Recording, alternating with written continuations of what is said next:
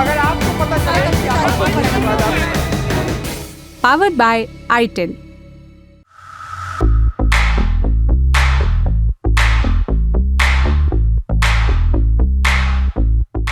आम आदमी पार्टी और कांग्रेस के बीच हरियाणा में समझौता क्यों नहीं हुआ? दरअसल 2 सीटें ऐसी थी जिसपे पूरा कलेश था। Hooda is Congress and Congress is Hooda.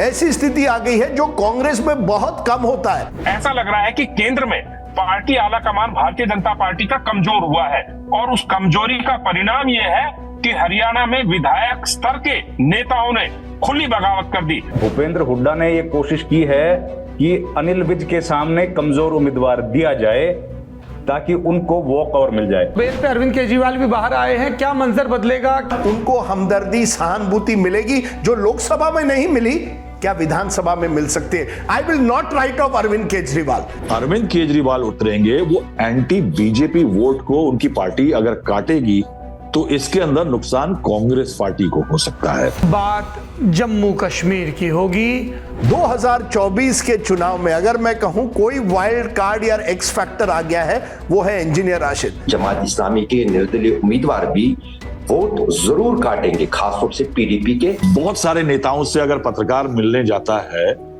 तो ऐसा लगता है कि बीवी या बॉस से लड़के आया। Sitaram Yechury always had a smile.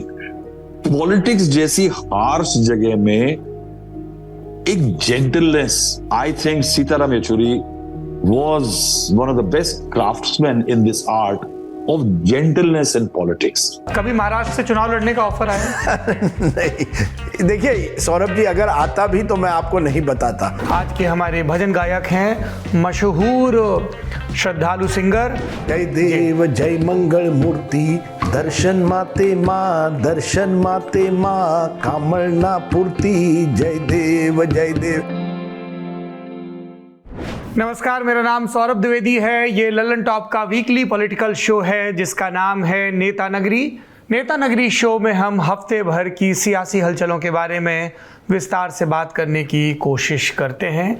इस हफ्ते के नेता नगरी में हम बात करेंगे हरियाणा और जम्मू कश्मीर में चल रही चुनावी गतिविधियों के बारे में, टिकट वितरण, नाराजगी मुद्दों के बारे में, और बात करेंगे दिल्ली के मुख्यमंत्री अरविंद केजरीवाल को मिली जमानत के बारे में।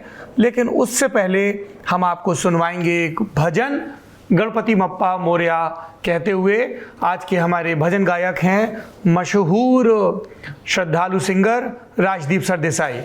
और मैं दर्शकों को ये बता दूं कि राजदीप जी ने अपनी परंपरागत कंजूसी को किनारे धरते हुए मिसेस चिपलूनकर के बनाए हुए मोदकों से दफ्तर परिवार के तमाम भक्तजनों का मुंह मीठा करवाया, उनको गणपति का प्रसाद और आशीर्वाद उपलब्ध करवाया।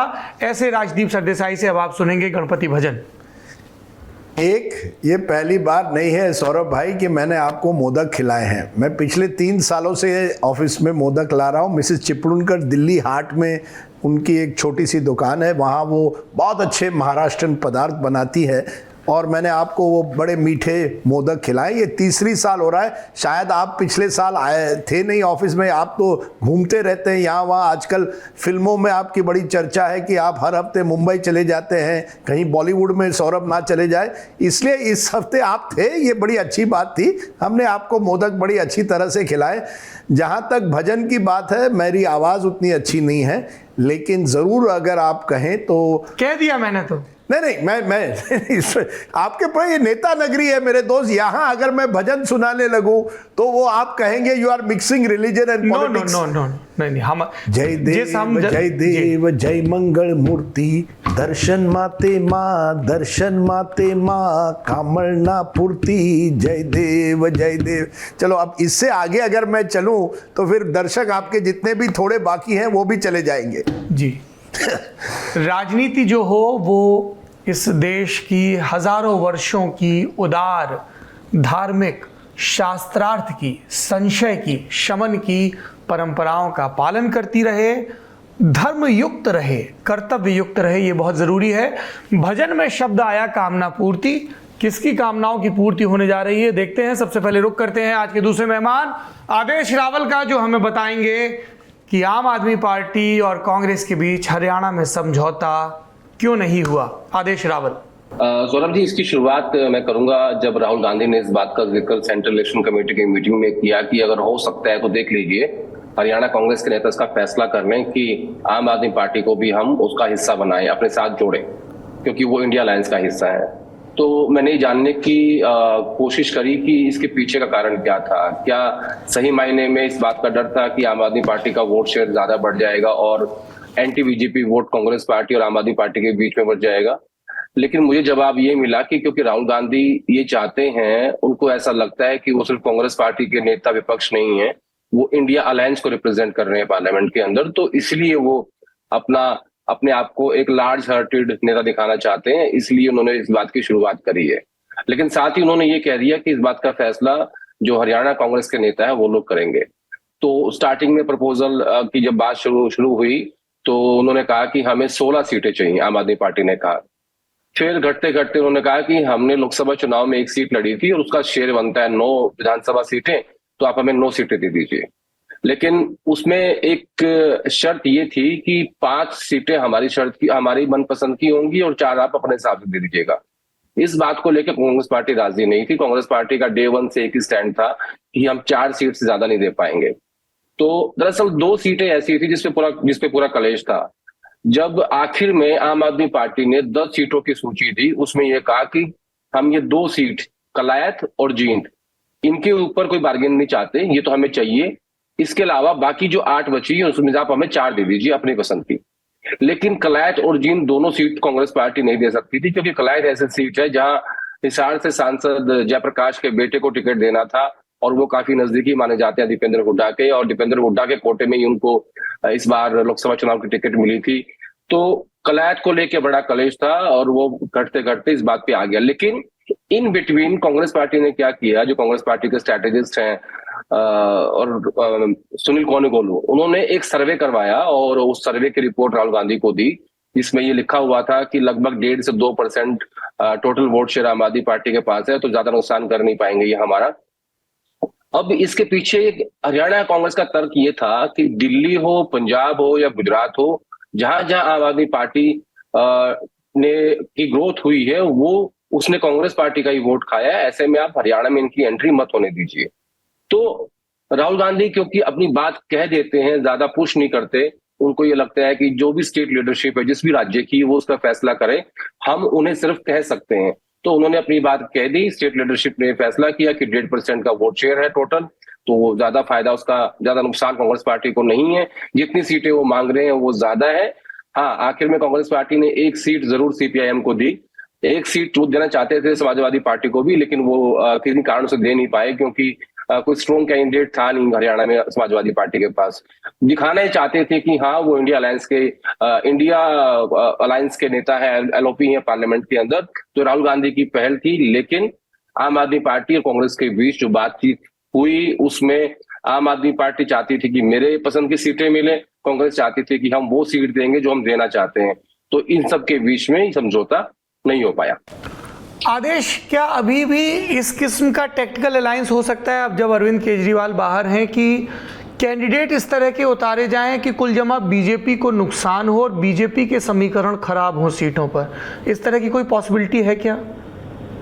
देखिए, मैं ये सवाल इसलिए भी पूछ रहा हूं क्योंकि जो अलंबरदार हैं आम आदमी पार्टी के हरियाणा में, उनके भूपेंद्र हुड्डा के साथ अच्छे रिश्ते जग जाहिर हैं। मैं सुशील गुप्ता कंपनी की बात सुशील गुप्ता की बात कर रहे हैं। बहुत अच्छे दोस्त हैं सुशील गुप्ता, भूपेंद्र हुड्डा और चौधरी वीरेंद्र सिंह। शाम को अक्सर इकट्ठे बैठते हैं। और आप बैठ के क्या करते हैं, इस पे आगे मत बताइएगा, राजनीति पे चर्चा रहे।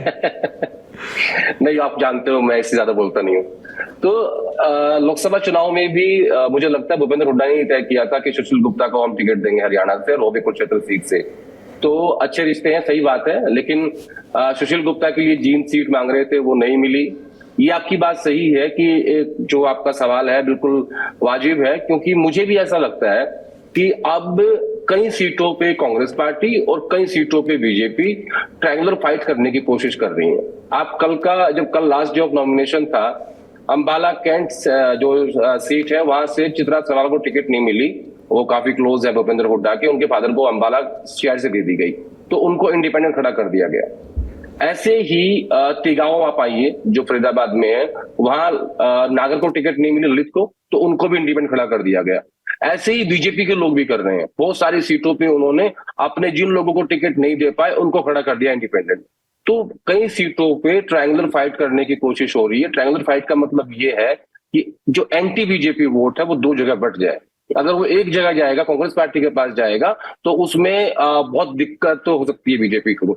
लेकिन पता क्या है सौरभ जी, इसमें ये खो क्यों रहा है ये सब, इसके पीछे का कारण क्या है? अब देखिए, मैंने लास्ट शो में कहा था कि आईएनएलडी और बसपा का अलायंस, जेजेपी और चंद्रशेखर का अलायंस, ये करवाया गया है। ये अलायंस दिल्ली से हुआ है। बेसिकली जेजेपी और आईएनएलडी का जो आज की डेट में जो क्रेडिबिलिटी है वो बहुत लो है। मुझे नहीं लगता कि जेजेपी कोई सीट जीतने वाली है। उचाना से दुष्यंत की सीट खुद ही फंसी हुई है। इस बार उनको जाट वोट मिलना मुश्किल है। आईएनएलडी की भी सेम स्थिति है। अगर मैं ये कह दूं कि अभय सिंह चौटाला अगर जीतेंगे तो उसमें कांग्रेस की मदद की उनको जरूरत पड़ेगी, जो कि हो भी रही है। दूसरी सीट उनकी है यमुनानगर, जहां से मुझे लगता है कि थोड़ा सा उनके समधी हैं दिलबाग, वो फाइट में है। इसके अलावा कोई सीट मुझे नजर नहीं आती। तो रीजनल पार्टीज की क्रेडिबिलिटी लो होने के कारण ये ऐसी स्थिति बनी हुई है कि बीजेपी वर्सेस कांग्रेस चुनाव ना हो जाए। इसीलिए इंडिपेंडेंट्स के सारे इसको ट्रायंगुलर करने की कोशिश हो रही है। तो ये सबसे बड़ी वजह है। और जब ये अलायंस करवाए गए तो ये इसलिए कराए गए ताकि इनकी क्रेडिबिलिटी में थोड़ा सा और इजाफा हो, इनका वोट, जो दलित वोट बैंक है कांग्रेस पार्टी का, उसमें सेंध लगे बसपा और चंद्रशेखर के थ्रू। लेकिन वो लगती हुई नजर नहीं आ रही है। अगर आमने सामने चुनाव होगा बीजेपी वर्सेस कांग्रेस में, उसमें बीजेपी बहुत बुरी तरीके से हारेगी। लेकिन अब देखना यह है कि जिन जिन सीटों पे ट्रायंगुलर फाइट हो रही है या करवाई जा रही है, वह कितना नुकसान बीजेपी और कांग्रेस को ये इंडिपेंडेंस कर पाते हैं। ये एक बड़ा सवाल है। हम लोग जब भी हरियाणा की राजनीति की बात सुनते हैं, खास तौर पर कांग्रेस के संदर्भ में, तब जिले और परिवार, फलाना जिला ढिकाना परिवार, इस तरीके से चौधर चलती सुनते हैं। मुझे ये बताइए, इस दफा की कांग्रेस लिस्ट के हिसाब से क्लीशे सवाल है कि टिकट वितरण में किसकी चली, उसका विस्तार ये है कि किन जिलों में किसकी चौधर बरकरार रही, शैलजा के लोग कहाँ एडजस्ट हुए, ये जो कुछ चर्चित नाम आए जैसे विनेश फोगाट वगैरह, तो वो तो जाहिर तौर पर हुड्डा कैंप के थे, पर उससे बाहर के चर्चित नाम कौन से रहे, खुद कुमारी शैलजा चुनाव लड़ना चाहती थी, वहाँ पे समीकरण क्या बिगड़े, थोड़ा इन सब के बारे में विस्तार से कांग्रेस की सूची के बारे में बताइए। फिर हम राजदीप का रुख करेंगे और फिर भाजपा की सूची डिस्कस करेंगे। रविंदर शिवरान जी। जी सौरभ भाई, देखिए, इस बार जो टिकट डिक्लेयर की गई है खासतौर पर कांग्रेस पार्टी की, उस पर आपको कहीं नजर डालने की जरूरत ही नहीं है। एक तरफा भूपेंद्र हुड्डा की चली है, उसमें 2/3 से भी ज्यादा, 3/4 सीटें उन्होंने बांटी हैं और उससे भी ज्यादा बांट दी हैं।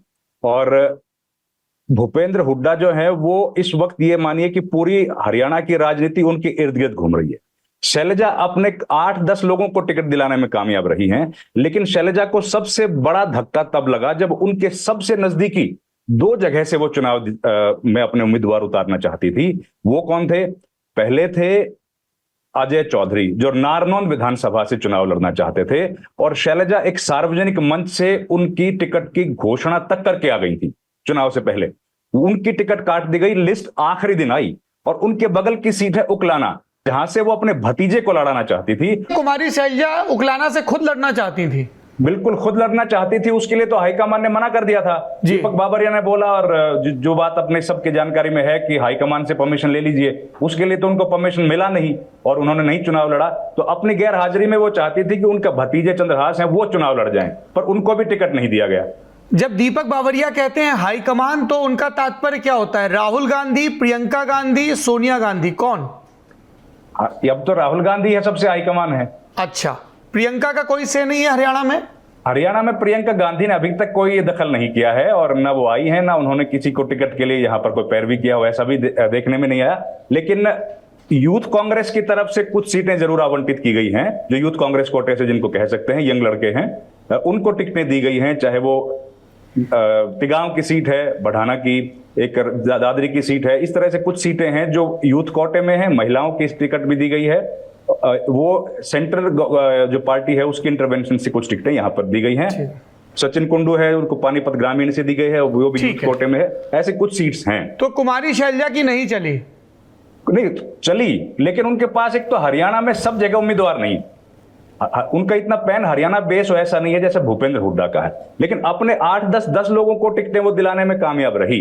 1-2 लोग ऐसे हैं जो अपने में मजबूत हैं, जैसे चंद्रमोहन है। अब चंद्रमोहन वैसे तो शैलजा के नजदीक हैं, हुड्डा के खिलाफ है, लेकिन वो अपने में भी एक मजबूत व्यक्ति हैं, उनको टिकट दोबारा से दे दिया गया। आप भजन लाल के बेटे चंद्रमोहन की बात कर रहे हैं, पूर्व उप मुख्यमंत्री चंद्रमोहन पंचकुला से जो चुनाव लड़ रहे हैं ज्ञानचंद गुप्ता के खिलाफ, जो स्पीकर हैं, और स्पीकर भी ऐतिहासिक हैं। ऐसा स्पीकर कभी देखा नहीं होगा आपने, जो स्पीकर होते हुए भी पार्टी के कार्यक्रमों में जाते हैं। स्पीकर हैं लेकिन बीजेपी के कार्यक्रमों में जाते हैं, उनकी कमेटियों के अध्यक्ष हैं, उनकी कमेटियों के सदस्य हैं। ऐसा स्पीकर भी नहीं देखा होगा। उनके वहां से पंचकुला से दिया गया है चंद्रमोहन को टिकट। ओके। और वो उनके कोटे में समझिए आप, या वो अपने से भी मजबूत व्यक्ति हैं, उनका एक जनाधार पंचकुला में है। हालांकि चुनाव जीत नहीं पाए पंचकुला से, लेकिन वैसे स्ट्रोंग है। तो इसके अलावा जो टिकटें बांटी गई हैं उनमें शमशेर गोगी हैं, वो सिटिंग एमएलए, उनको दोबारा। सुरजेवाला खेमे के बारे में बताइए। सुरजेवाला खेमे को तो निराशा हाथ लगी है, और खास तौर पर निराशा हाथ लगी, एक सीट तो उनके बेटे को मिली, लेकिन जो दूसरी सीट जिस पर वो ज्यादा लड़ाई लड़ना चाहते थे, लड़ रहे थे, वो थी कलायत की सीट। वहां से एक लड़की है, उनको वो टिकट दिलाना चाहते थे, जिसने श्वेता ढुल है उनका नाम, और उन्होंने बड़ी फाइट की थी। जो हरियाणा में नौकरियों को लेकर जो दिक्कतें चल रही हैं, स्टूडेंट्स को जो दिक्कत आ रही है, सीईटी के एग्जाम से लेकर एचपीएससी के एग्जाम्स में जो नौकरियां हैं, उन नौकरियों में जो दिक्कतें आ रही हैं, उन सब को लेकर उन्होंने पिछले 4-5 साल से लड़ाई लड़ी थी। और उन्होंने उसके बाद कांग्रेस पार्टी ज्वाइन की, और रणदीप सुरजेवाला ने पूरी कोशिश की आखिरी दम तक कि उनको टिकट दिलाया जाए, लेकिन वो उनको टिकट दिलाने में कामयाब नहीं रहे। वहां से हिसार के सांसद जो हैं जयप्रकाश, उनके बेटे को वहां से टिकट मिल गई, और कोशिश वो कर रहे थे कम से कम एक सीट जो है उनको मिल जाए, लेकिन उसमें वो टिकट दिलाने में कामयाब नहीं रहे। और भूपेंद्र हुड्डा जो है वो जयप्रकाश के कितने नजदीकी हैं, ये तो आप सवेरे नेहरू पार्क आके देख ही सकते हैं सर जी। और पुराने परिवारों में कैप्टन अजय के बेटे का टिकट रिपीट हुआ रेवाड़ी से, को मिल गया। उन्होंने एक टिकट मांगा था, एक टिकट मिल गया। अब अपने वो भूपेंद्र हुड्डा के खिलाफ अपने बयानबाजी जारी रखेंगे, और कोशिश करेंगे कि अहीर वोट जो है वो कंसोलिडेट हो जाए उनके पक्ष में, जिससे कांग्रेस पार्टी को फायदा हो। शैलजा जारी रखेंगे अपनी बयानबाजी, ताकि उनके पक्ष में वोट कंसोलिडेट हो जाए दलितों का, और हुड्डा के मुखालफत करती रहें। रणदीप सुरजेवाला खामोश हैं, खामोशी रहेंगे इस इलेक्शन में। तो इस तरीके से कांग्रेस अपनी स्ट्रेटेजी बनाएगी। वैसा ही कर रही है बीजेपी ने जिस तरीके से, देखिए 2 सीटों का जिक्र करूंगा। रविंदर जी बीजेपी पे आएंगे, let's keep it structured. I will come to BJP. Mister Rajdeep Sardesai, पहला सवाल ये है, आपने 2 पत्रकारों को सुना, इस तरह की हिंट है कि जहां हुड्डा के वफादारों को टिकट नहीं मिला वहां वो निर्दलीय मैदान में हैं। राजनीति में इसे अशोक गहलोत मॉडल कहा गया है कि कुछ निर्दलीय भी अपने साथ रहें तो मुख्यमंत्री के पद पर अपना दावा मजबूत रहता है, और 90 की 90 सीटों पर अपनी चौधर भी कायम रहती है। इस पर आपकी टिप्पणी, क्योंकि कहा यह जा रहा है कि भूपेंद्र हुड्डा की टिकट वितरण में तो चल रही है, पर वो ये निश्चिंत मान के नहीं चल रहे हैं कि चुनाव के बाद अगर कांग्रेस बहुमत में आती है तो मैं बना ही दिया जाऊंगा, क्योंकि उनके सामने भी भजन लाल का उदाहरण मौजूद है। देखिए सौरभ, बहुत इंटरेस्टिंग है। अगर यही सवाल आप 1 हफ्ते पहले मुझे कहते तो मुझे लगता है वो सवाल आपका बिल्कुल वाजिब था कि क्या भूपेंद्र हुड्डा अशोक गहलोत की तरह एक ऐसी स्थिति तैयार करने की कोशिश कर रहे हैं जहां एक असमंजस की स्थिति हो, जहां कांग्रेस को इतनी भी बड़ी बहुमत ना मिले कि फिर और मुख्यमंत्री के दावेदार हो। लेकिन टिकट वितरण के बाद एक बार साफ है, और मुझे एक कांग्रेसी नेता इसी प्रोग्राम के पहले कह रहे थे, 90%, 80 to 90% केवल भूपेंद्र सिंह हुड्डा की चली है।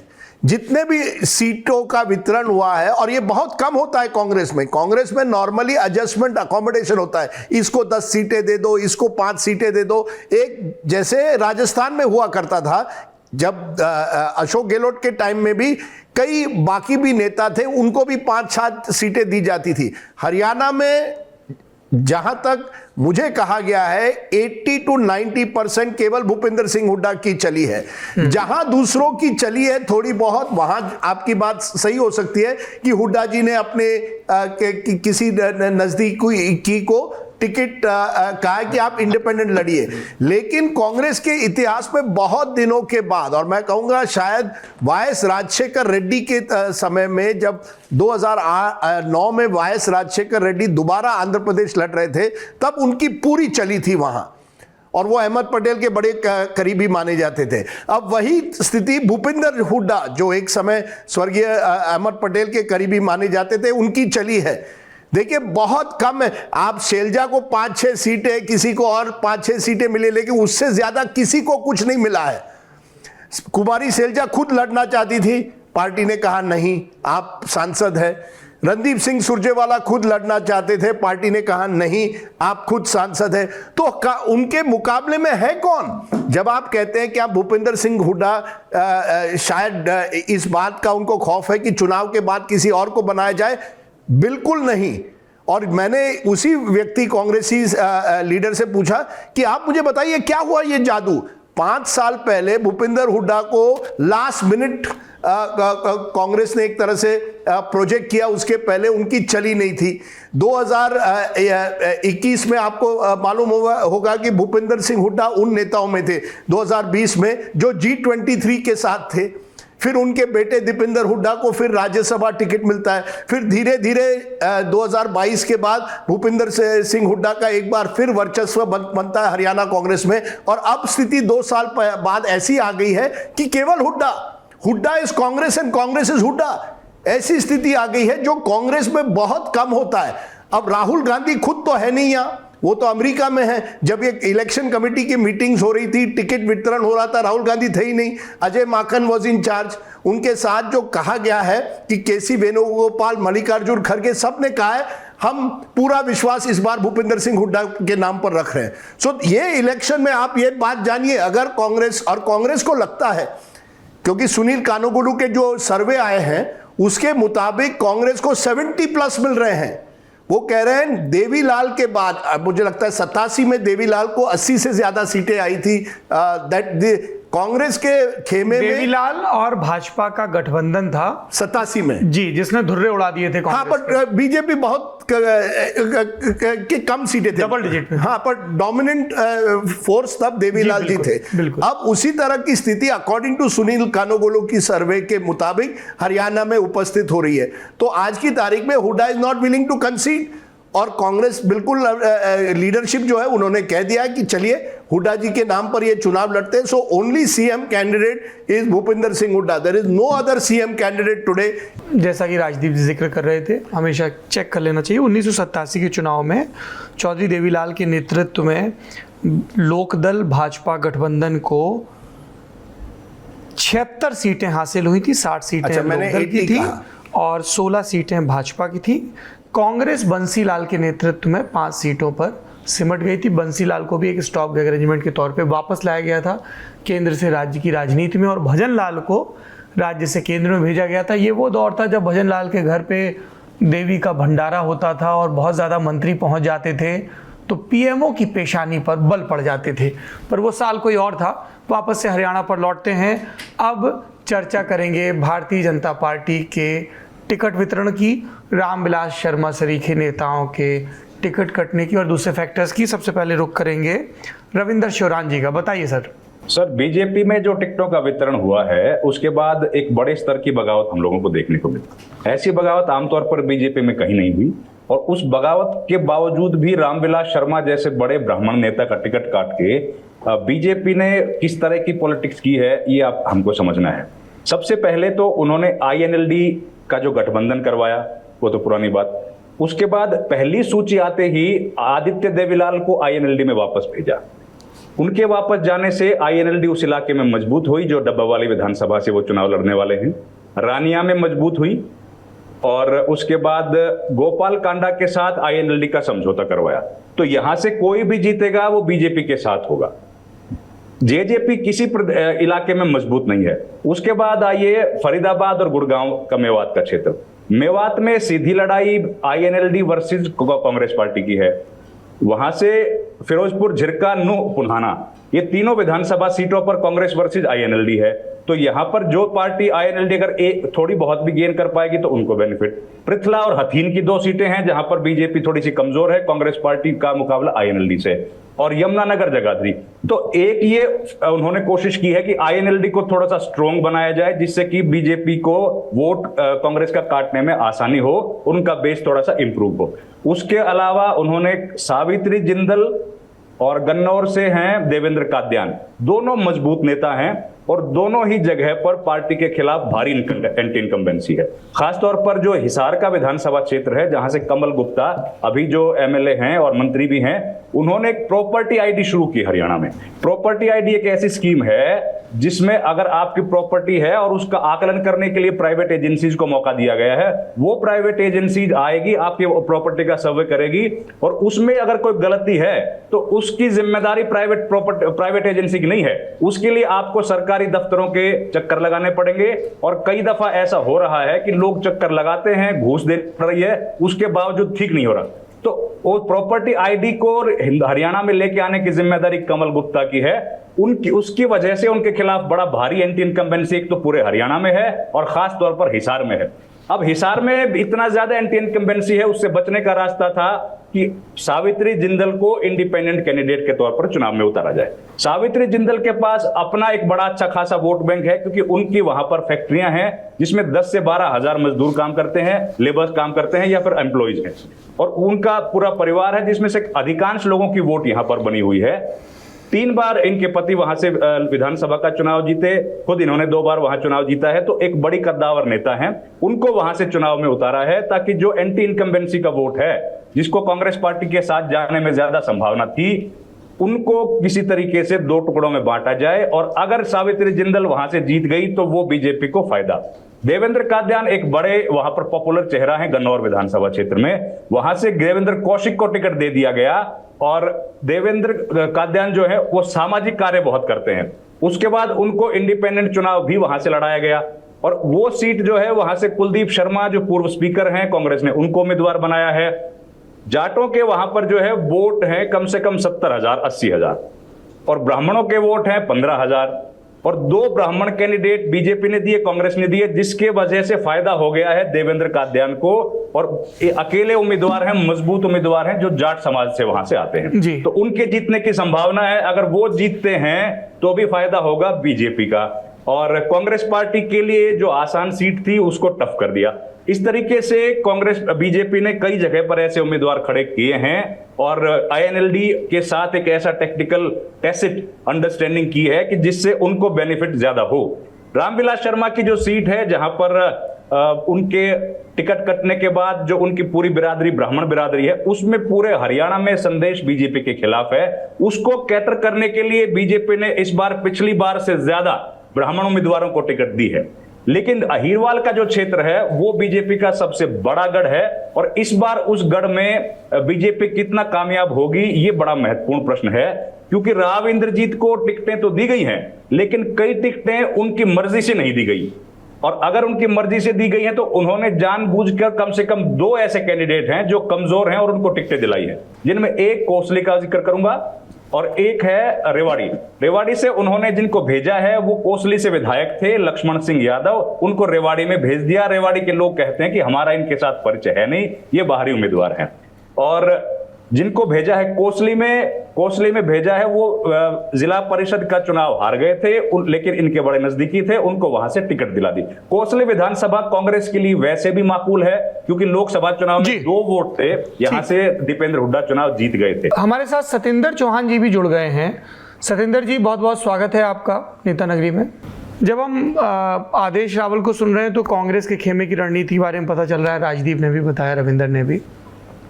भाजपा के टिकट वितरण के बारे में रविंदर जो बता रहे हैं वो बहुत नकारात्मक तस्वीर पेश कर रहा है 10 साल की सत्तारूढ़ पार्टी के लिए। इन सब के बीच अभी भी कोई होप, कोई सिल्वर लाइनिंग है क्या? क्योंकि जब वो सत्ता में आए थे पहली मर्तबा तब भी कोई उन्हें बहुमत दे नहीं रहा था चुनाव से पहले। जब उन्होंने सत्ता में वापसी की तब भी वो जेजेपी को अपने साथ लाने में कामयाब रहे। पर इन सबको अब 10 साल बीत चुके हैं, मनोहर लाल दिल्ली में आ चुके हैं, हालांकि उनके दखल और मजबूती के बारे में किसी को शुबा है नहीं। कुछ एक प्रेक्षकों ने कहा कि क्या एक बार फिर से बहुत ही जाट सेंट्रिक डिस्कशन तो नहीं हो रहा है कि सिर्फ एक खेमे या एक नेता की नाराजगी के हिसाब से मोमेंटम बना दिया गया हो? तस्वीर का क्या कोई दूसरा पहलू भी है हरियाणा की राजनीति में? सतेंद्र चौहान। देखिए सौरभ, हम जो बातें करते हैं, जो आकलन करते हैं, दरअसल पिछले बैकग्राउंड को ध्यान में रखते हुए करते हैं कि पहले क्या हुआ था, आगे क्या हुआ। क्योंकि जो समीकरण और आंकड़े होते हैं वो दरअसल एक कंपैरेटिव स्टडी होती है कि पिछली बार ये हुआ था तो अब की बार ये हो सकता है। अगर आप पिछली बार की बात करें तो पिछली बार बीजेपी का सबसे बड़ा जो कि बिना बोले एक स्लोगन था, जाट वर्सेस गैर जाट, और उस समय पर ऐसे हालात थे कि जाट आंदोलन से हरियाणा उभरा था और उस समय बीजेपी को लग रहा था कि हमारा ये प्रयोग सफल हो जाएगा।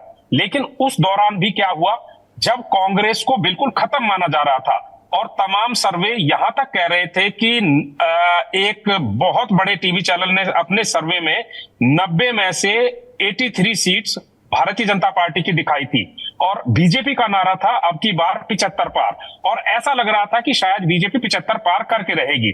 लेकिन जैसे जैसे परिणाम आए और जब परिणामों की गिनती चल रही थी तब एक बार तो ऐसा लग गया था कि कांग्रेस की सरकार बन रही है, और उस दौरान भारतीय जनता पार्टी के बड़े नेताओं ने भूपेंद्र हुड्डा को फोन करके अग्रिम बधाई भी दे दी थी कि आप मुख्यमंत्री बन रहे हैं। लेकिन जैसे जैसे दोपहर 2 बजे तक 12 बजे के बाद और 2 बजे के बीच जो गिनती हुई उसमें 40 पर बीजेपी पहुंच गई, कांग्रेस 31 पर पहुंच गई, 10 पर जेजेपी। लेकिन जो सोच थी और एक परसेप्शन बना हुआ था कि कांग्रेस खत्म हो गई है, कांग्रेस शायद डबल डिजिट में ना पहुंचे, वो आकलन लोगों का गलत हुआ। और अब की बार जिस तरीके से चुनाव हो रहे हैं और बीजेपी का अभी रविंदर शौरान ने बिल्कुल एक सूक्ष्म आकलन बताया है, माइक्रो लेवल पर उन्होंने सीट बाय सीट बताया है। लेकिन कुछ चीजें मैं आपके बताऊं, ऐसा लग रहा है कि भारतीय जनता पार्टी ने कहीं जगह पर ऐसी गड़बड़ हुई है जो कि ऐसा लग रहा है कि जानबूझकर की गई है। अब देखिए, संजय सिंह राजपूत विधायक थे, कैबिनेट मंत्री थे, 2 बार लगातार जीते हुए सोना विधानसभा सीट से, उनकी टिकट काटकर उनको नूह भेज दिया गया।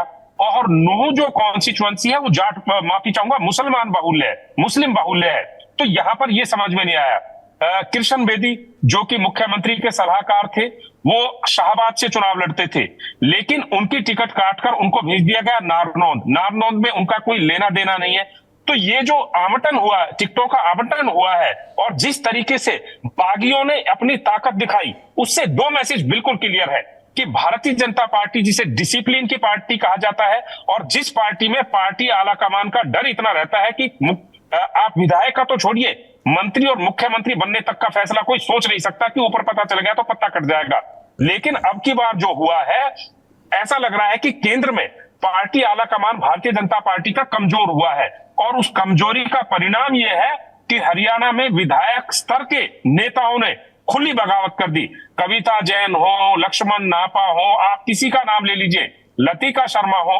और अब सबसे बड़ा डैमेज कंट्रोल ये है कि सबसे पहले जो ये बागी नेता है इनको मनाया जाए। कई जगह पर कोशिशें हो गई है, कई जगह पर मान मनोबल हो गई है, चाहे रामविलास शर्मा हो, लतिका शर्मा हो। लेकिन क्या आपको लगता है कि ये भारतीय जनता पार्टी के पक्ष में, इन्होंने अपने नामांकन तो वापस ले लिए, लेकिन जो इनके दिल में टीस है, जो इनके दिल में दर्द छुपा हुआ है, क्या वो दर्द ये भारतीय जनता पार्टी के चुनाव प्रचार में अपना दर्द लोगों को नहीं बताएंगे? और बताएंगे नहीं तो किस मुंह से चुनाव में वोट मांगने जाएंगे? तो भारतीय जनता पार्टी फिलहाल सौरभ कहीं ना कहीं अपने बनाए चक्रव्यूह में फंसी हुई नजर आ रही है। और देखिए, सबसे पहले सबसे इंपॉर्टेंट चीज क्या है, आपने चुनावों से महज कुछ दिनों पहले, कुछ महीनों पहले अपना मुख्यमंत्री बदल दिया। यानी कि आप मान रहे हैं कि पिछले 10 साल से जो हमारा मुख्यमंत्री था वो काबिल नहीं था और उसके खिलाफ जन आक्रोश है। आपने मुख्यमंत्री बदला, मुख्यमंत्री बदलकर आपने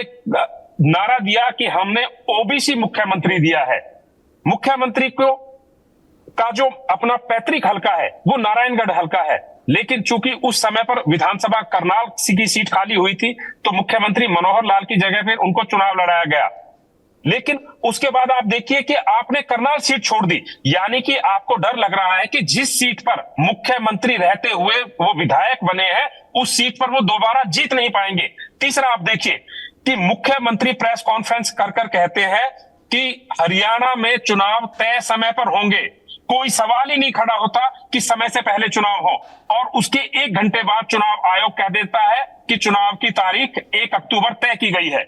अब उसके बाद देखिए कि अपोजिशन मांग करता है कि चुनाव का समय सही नहीं है, आगे किया जाए, पीछे किया जाए, और सरकार दिल्ली जाकर कहती है कि समय बढ़ाया जाए। हालांकि चुनाव आयोग ने 5 अक्टूबर तक का समय बढ़ा दिया, लेकिन यहां पर महत्वपूर्ण ये नहीं है कि समय कम किया जाए, बढ़ाया जाए। महत्वपूर्ण ये है कि एक सत्ताधारी पार्टी जिस तरीके से लगातार अपने आप बैकफुट पर आती नजर आ रही है, और जिस तरीके से एक क्या कहते हैं घबरा जाने वाले माहौल में है, तो वो कहीं ना कहीं ये दर्शा रहा है कि भारतीय जनता पार्टी के लिए जो संकेत आ रहे हैं हरियाणा से वो अच्छे नहीं है, और पार्टी आला कमान उस सिचुएशन को, उस स्थिति को भांप चुका है। तो कुल मिलाकर फिलहाल जो हवा हरियाणा में बह रही है वो भारतीय जनता पार्टी के पक्ष में नजर नहीं आ रही है। आपने ये तो बता दिया कि बीजेपी की स्थिति बहुत खराब है, टिकट वितरण में फिर चली किसकी?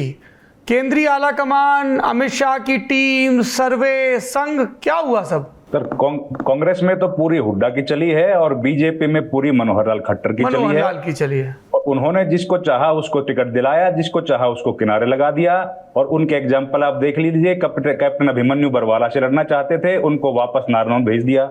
ओम प्रकाश धनखड़ जो है वो बहादुरगढ़ से लड़ना चाहते थे, उनको वापस बादली भेज दिया। रामविलास शर्मा को घर बिठा दिया। अनिल विज किसी तरीके से अपने टिकट लेके आ गए। 4 बड़े चेहरे थे, चारों को किनारे लगा दिया। और इसी वजह से भूपेंद्र हुड्डा ने ये कोशिश की है कि अनिल विज के सामने कमजोर उम्मीदवार दिया जाए ताकि उनको वॉक ओवर मिल जाए। और एक आखिरी बात बोल देता हूं, जो आईएनएलडी के बारे में बोल रहा था। अगर बीजेपी को अपने मुख्यमंत्री को जिताना है तो उसके लिए जरूरी था ये टेक्टिकल अंडरस्टैंडिंग करना, क्योंकि लाडवा की विधानसभा सीट बीजेपी केवल तभी जीत सकती है जब आईएनएलडी उसकी मदद करेगी, क्योंकि वहां पर अब तक आईएनएलडी सबसे मजबूत पार्टी है। चाहे चुनाव पिछली बार जीत गई हो, एक बार पवन सैनी जीत गए, एक बार पिछली बार मेवा सिंह जीत गए, लेकिन आईएनएलडी वहां पर 3000 से लेके 6000 वोट से ही हारती है, उसका ज्यादा अंतर नहीं है। तो सबसे बड़ी मजबूत जो पार्टी वहां पर आईएनएलडी है, जब तक वो वहां पर मजबूती से चुनाव नहीं लड़ेगी और जाट का वोट वहां पर नहीं काटेगी, तब तक वहां पर नायब सिंह सैनी चुनाव जीतने की स्थिति में नहीं है, उनकी सीट फंसी हुई है। ऑलराइट, हमारे साथ राहुल श्रीवास्तव जी जुड़ गए हैं। नमस्ते सर, प्रणाम। नमस्कार सौरभ जी, कैसे हैं आप? सब दुआएं हैं आपकी। राजदीप सर आपको बहुत मिस कर रहे थे मोदक पार्टी के दौरान। यार वो 2 बड़े इवेंट हुए, एक बहुत बड़ा ब्याह हुआ और एक बहुत बड़ी मोदक पार्टी हुई, दोनों में न्योता नहीं आया, क्या करूं? अरे सोचिए, मैं कुछ हफ्तों पहले ये आपने मेरे को जलील करने के लिए किया है कि एक बड़ी मोदक पार्टी हुई और उसने बुलाया नहीं। मैं कभी मजाक में भी आपके अपमान के नहीं सोच सकता राहुल सर। राजदीप जी आप जवाब दीजिए। नहीं ऐसा है, कुछ हफ्तों पहले आयोडीन युक्त सॉल्ट डाल रहा है। देखिए, कुछ हफ्तों पहले राहुल जी ने मुझे अपने नए दफ्तर में बुलाया था। बड़ी अच्छी नई बिल्डिंग में नई दफ्तर है, डिजिटल वर्ल्ड है। आप जैसे लोग, जो यंग लोग के साथ राहुल श्रीवास्तव थे, और हम लोग दोनों बातचीत कर रहे थे। और फिर राहुल ने कहा कि क्या खाओगे, कुछ समोसे लाओ, चाय लाओ। मैंने कहा जो भी है। 10 मिनट बीत गए, 20 मिनट बीत गए, 30 मिनट हो गए, 40 मिनट हो गए, बातचीत चलती रही। आखिर में मैंने कहा 45 मिनट हो गए, मुझे अब निकलना है। तो राहुल जी ने कहा, अरे वो समोसे का क्या हुआ? तो उन्हें हाँ, उसका जो असिस्टेंट है राहुल जी का, वो कह रहा नहीं, ला रहा हूँ। तब तक मुझे वहाँ से निकलना पड़ा। अब आप सोचिए, 45 मिनट में राहुल जी के ऑफिस में बैठा हूँ, चाय समोसा। अच्छा, मतलब उनके यहाँ समोसे लेट आए इसलिए आपने उन्हें गणपति के प्रसाद से वंचित किया? नहीं, बिल्कुल नहीं। अरे बड़ा दिन रखिए महाराज, बिल्कुल नहीं। और आप दोनों को मैं बता दूं, आप ये सोचिए, लड्डू की लड़ाई चल रही है। आप दोनों को संडे को, आप न्योता में 26 अक्टूबर को मैं पार्टी दे रहा हूँ। अब मैं डेट भी, नेता नगरी में डेट भी दे रहा हूं। अच्छा, 26 अक्टूबर को महाराष्ट्र चुनाव के नॉमिनेशन फाइलिंग से पहले किस बात की पार्टी है? ऐसी पार्टी है, दिवाली के एक हफ्ते पहले होगी।